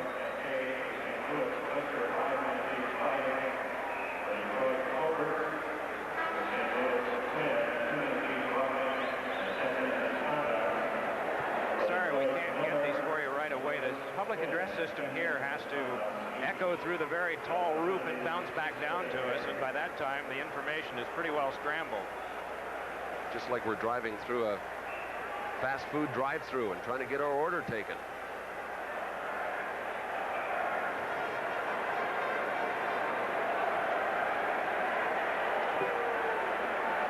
Fighting to Butcher and McKay, sort of an understatement, isn't it? Roughing and 10-minute misconducts to Probert and Lowry. Quinn and Miller get misconduct penalties. 10-minute misconduct penalties to Quinn and Miller. They've taken their places in the penalty box because we have 13:07 to go in the third, so they're not out of the game yet. I'm trying to count the players on the Detroit bench. 1, 2, 3, 4, 5 players left on the Detroit bench. Remember, Fedorov left this game earlier, as did Brad McCrimmon. McCrimmon on a high sticking major. And with 4 Red Wings in the box and 5 skaters on the ice, I count 5 guys left on the bench. Looks sort of like Albion Lumber against Acme Plumbing on Wednesday night, doesn't it? Oh, those were great games. Oh, I'll bet they were. They just have enough for one line change. That's it. Basson with a centering pass. That one spiked wide by Tomlinson, and kneeing right on top of him was Zombo. The net almost knocked away from behind. The water bottle goes flying to the corner. Why not? This just open chaos right now. This one flung into the seats. And so play gratefully stopped once again. Well, guess what? St. Louis only has 5 players on their bench as well. I guess you got a pretty good chance of getting out there for the next shift when you're one of only 5 players sitting on the bench. The hitting has sure continued in front of the net, and that's something that Detroit really, they're back to hitting now. I mean, they're out of the hockey game. It's 5-1, but remember, we commented a couple of times on how when St. Louis had taken the lead, the hit really was taken out of the Red Wings, but the hit has crept back in there, just given the tone of this game. Shots are 4-3 in the period. Detroit, they're outgunned in the game if you're just joining us, 33-14. They're trailing in the game 5-1, though leading in the series 3-1. Yzerman out for the draw with Adam Oates, who has a hat trick in the game tonight. Puck back to Stevens, then along to the turning Oates. Dropped one that went right into the shins of Habscheid. Takes the pass from Sean Burr, and Habscheid moving in. Pass tipped away by Stevens. Crossman able to flick it loose. Scott Stevens takes it back. Fedorov out with a possible concussion. Moving in is Gino Cavallini, and a shot tipped to the glass. Cavallini carried off behind. Still up with it, though. Back to Brown for a shot. That tipped loose, and then Hall shanked one wide of a vacated net. Out in front, Gino Cavallini turns it wide. Now Adam Oates for Hall. Score!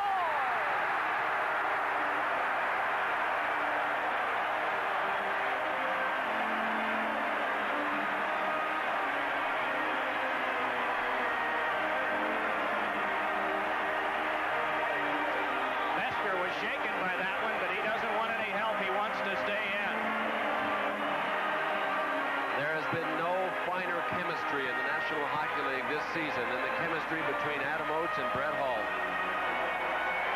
5 of the Blues' 6 goals have come from the sticks of Brett Hall and Adam Oates. Oates has 3, and now Brett Hall has his second one. Whenever Adam Oates ends up with the puck deep in the zone, Brett Hall is always moving. Somehow Adam Oates always knows where he is.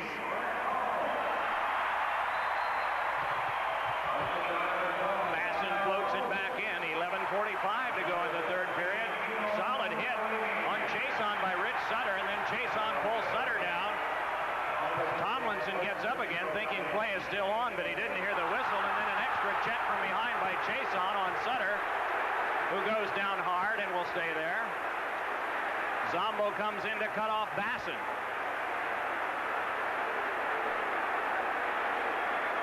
Sutter stays down.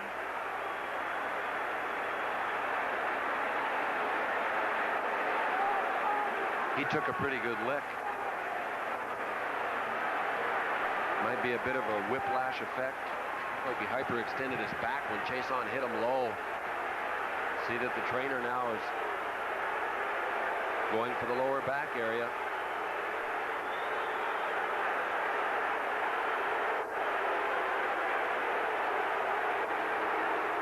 Well, this game's gotten downright ugly at this stage. There's the big hit right there. Big crunch cross check. Caught Rich Sutter by surprise. Not much protection there.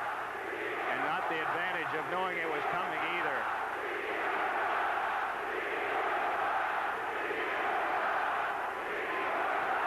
You know, the linesman and the referee in this hockey game have done a pretty good job of trying to keep control. I mean, early in the tilt, even when play was going on, it's unheard of for the linesman to be continually jumping in between players, but that's what they were doing when Bob Probert was out there. When the play was going on, Collins was standing there pushing players apart. And when he had to here in the third, Maruelli has really expelled the guys that could cause the most trouble. More to come, though, I think. Rich Sutter up on all fours. His older brother, Brian, the coach of the team, looking on from the bench. 6-1 here, midway in the third. Let's get an update now. All right, thank you very much, Mike Emmerich. 6-1 in favor of the Blues in the third period. They will stay alive, and it looks like they'll move that series back to Detroit. Meanwhile, the Canucks and Kings going at it at the Great Western Forum, and Vancouver has moved ahead in this game. Cliff Ronning with Kelly Rudy in the prone position. The Great One is known for goal scoring, but he can't stop Ronning's goal there in the first as Vancouver leads it by a 2-1 score. Meanwhile, Calgary leads Edmonton by a 4-2 score. This game is in period number 2. Here's Chris Cuthbert and Jim Poplinski. So that it wouldn't be offside right before Messier picked it up. And take a look at this strength. He has a step on McInnes. He gets that leg in front, one hand, and then he gets the rebound on his backhand. He keeps his eye on the puck, and with Vernon down, he bangs it in. What a great goal. Look at Messier fending off McInnes, and he's no slouch. Tries to go 5-hole on Vernon, and with Vernon down, Messier on his way by the net, he jams that in. And for somebody who says that Messier hasn't been a factor in this series, oh boy, I'd argue with him. And there he is putting his team within striking range again. He was +3 going into this game. Norman Kaiser was the high on both teams at +4. And Messier now with his second goal of the series. 14:07 time of the goal, and they're looking for more as Murphy tries to break in. He was tied up by Suter. Otto takes his man to the boards. Flames squandered a 2-0 lead. It was 2-2. They went ahead 4-2, and now it's 4-3. Stefan Matteau on the move. Banned on his shot. They've now announced the scoring play. Messier from Simpson at 14:07. As Fuhr goes down and holds on, sticks come high, but they're quickly separated.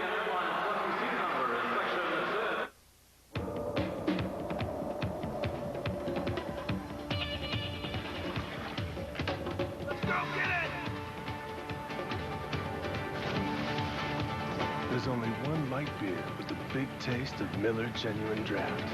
Cold filtered Genuine Draft Light. We're on our way. Yeah, we'll be ready.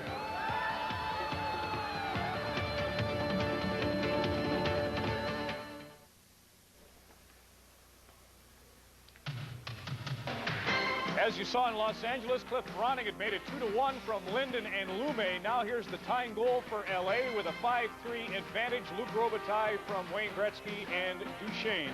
2-2 now the Canucks and the Kings still in the first in Inglewood. 4-3 here in the second, and with 2 assists tonight, Craig Simpson now takes over the series lead in scoring with 7 points. A goal and 6 assists for Simpson, who's usually the goal scorer, not the playmaker. Murphy. Through to Huddy. Jelena in front, and the pass was a bouncing one. Stern rides Jelena hard into the boards and goes down. And the puck flipped to center ice. Jelena a little slow getting to his feet. Told me today that after that high sticking penalty, here's Jelena trying to burst through. Knocked down again. He went into the Oilers dressing room, lifted weights, and rode the bike for 2 periods. He was so angry with the 5-minute major he took. They pile up in the corner, and we get another face-off. 22-12, the shots on goal. Flames lead by 1. Inside your smooth-running engine is a torture chamber. And under these grueling conditions, only one leading motor oil meets the world's toughest requirements for viscosity breakdown. Castrol, the only leading motor oil that provides maximum protection against viscosity and thermal breakdown. So use Castrol. After all, why make things tougher on your engine? Castrol GTX, engineered for today's smaller cars. How many body checks have we seen in this series? Martin Jelena putting the brakes on, and Stern not fooled. Jelena gets the worst of that collision. Ron Stern has taken a few hits himself. I don't know. These guys are... kind of excited. Chris, it's nice to see the rest of your friends in the crowd tonight. Petford family here in full attendance. I didn't want to say it. 4:25 left in the second period. Cleared in. Land keeps it in the zone. Now Wilson takes a look. Cross ice for Hunter. He's jostling with Lowe, and Munich came to help out. Andrews bumped by Land.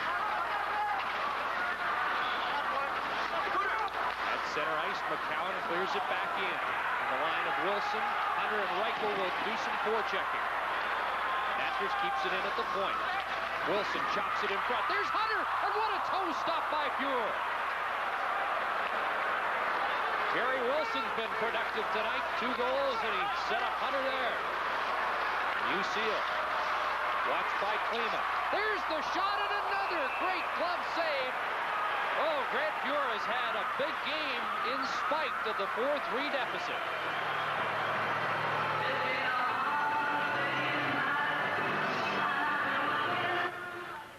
Calgary in front of Edmonton 4-3. If Edmonton goes on to win this series, Grant Fuhrer has to be the MVP. He has been spectacular. More of the 1991 Stanley Cup playoffs after this timeout.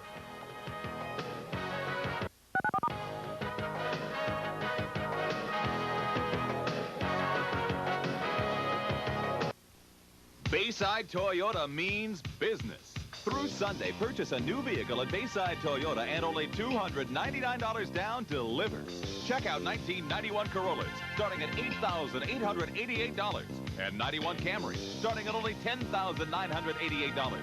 Don't delay. We're dealing now. Bayside Toyota at the south end of Lake Union. That's Bayside Toyota, 382-2000. There's more to see on cable TV. Now you can see a lot more on cable for a whole lot less. Call 1-800-CABLE-91 today and get 3 months of both HBO and Showtime for only $12.95 a month. For box office hits, original movies, sports, comedy, and specials, don't miss this limited time offer. Call 1-800-CABLE-91, Showtime and HBO, and see more on cable TV. Dysfunction, periodic. What comes next, you may ask yourself. How can it change even more, you may wonder? It was only a few years ago, wasn't it, that television was just 4 channels? Today, thanks to cable technology, it's over 40. And while we may not watch them all, it's nice to have the option, isn't it? As it will soon be, being able to order up a movie, select a camera angle, or someday, maybe even a president, right from our living rooms. For some, maybe it's happening all too quickly. But for the rest of us, it's the future. A future that's being shaped today by a television company that already brings the world into more than 8 million homes all across the country, changing forever the way we see and understand, and bringing us tomorrow. Whatever in the world it is, tomorrow will bring.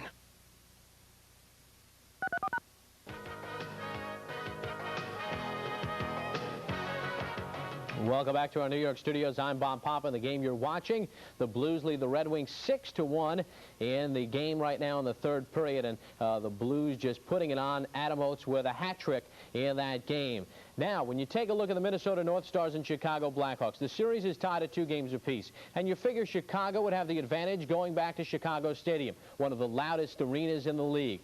But no, it's Minnesota taking it to the Blackhawks. At Chicago Stadium, here we go, first period. Blackhawks on the attack. Adam Creighton with a back wraparound, but he can't get it home. Late in the first, Minnesota will cash in on the power play. Brian Propp takes a Brian Bellows pass, 1-0 Stars. 32 seconds into the second, Minnesota will add yet another one. Brian Bellows feeds Mark Tenorti. Power play clicks, 2-0 Stars are in front. Second period action. And the Stars on the power play again. Bobby Smith bangs home the rebound. That makes it 4-0 now in the third period. A 5-0 score in favor of Minnesota. The Edmonton Oilers and Calgary Flames, second period. Calgary leads it by a 4-3 score. Mark Messier has gotten one back for Edmonton to pull to within one.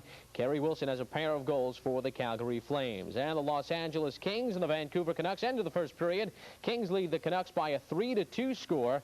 Mike Donnelly and Luc Robitaille scoring late to get the Kings in front in that one. Meanwhile, there is some other NHL news. The San Jose Sharks, who begin play in the 1991-92 season, have named George Kingston as their first ever head coach. The 51-year-old Kingston spent one season with the North Stars as an assistant. Prior to that, he was a longtime coach at the University of Calgary. Meanwhile, former Islanders Mike Bossy and Dennis Potvin had a list of 6 nominees for election into the Hockey Hall of Fame this year. Also nominated former Leafs standout center Bob Pulford. 3 veterans also nominated: former Leafs wing Bob Davidson, Bruins left wing Woody Dumart, and Rangers center Clint Smith. The veterans need 3/4 of the 12-man committee to gain election. All 3 modern players can get in, and they'll hold the dinner, the 31st dinner, the induction dinner, in Ottawa in September. Well, that's a look at the scores from our studios in New York. I'm Bob Papa. More of the 1991 Stanley Cup playoffs after this timeout on Sports Channel America. Each year, the experts at Car and Driver look at over 100 cars, so you don't have to. From the current new cars, they just picked their 10 best. At the most, you'll probably only buy one of them. That's too bad, because 2 of the 10 best are Mercury's. Mercury Sable and Mercury Tracer LTS. All this in the quality of a Mercury. You out all night long playing around? Playing, Mama, playing. Now you're always on the streets. On the road, Mama, on the road.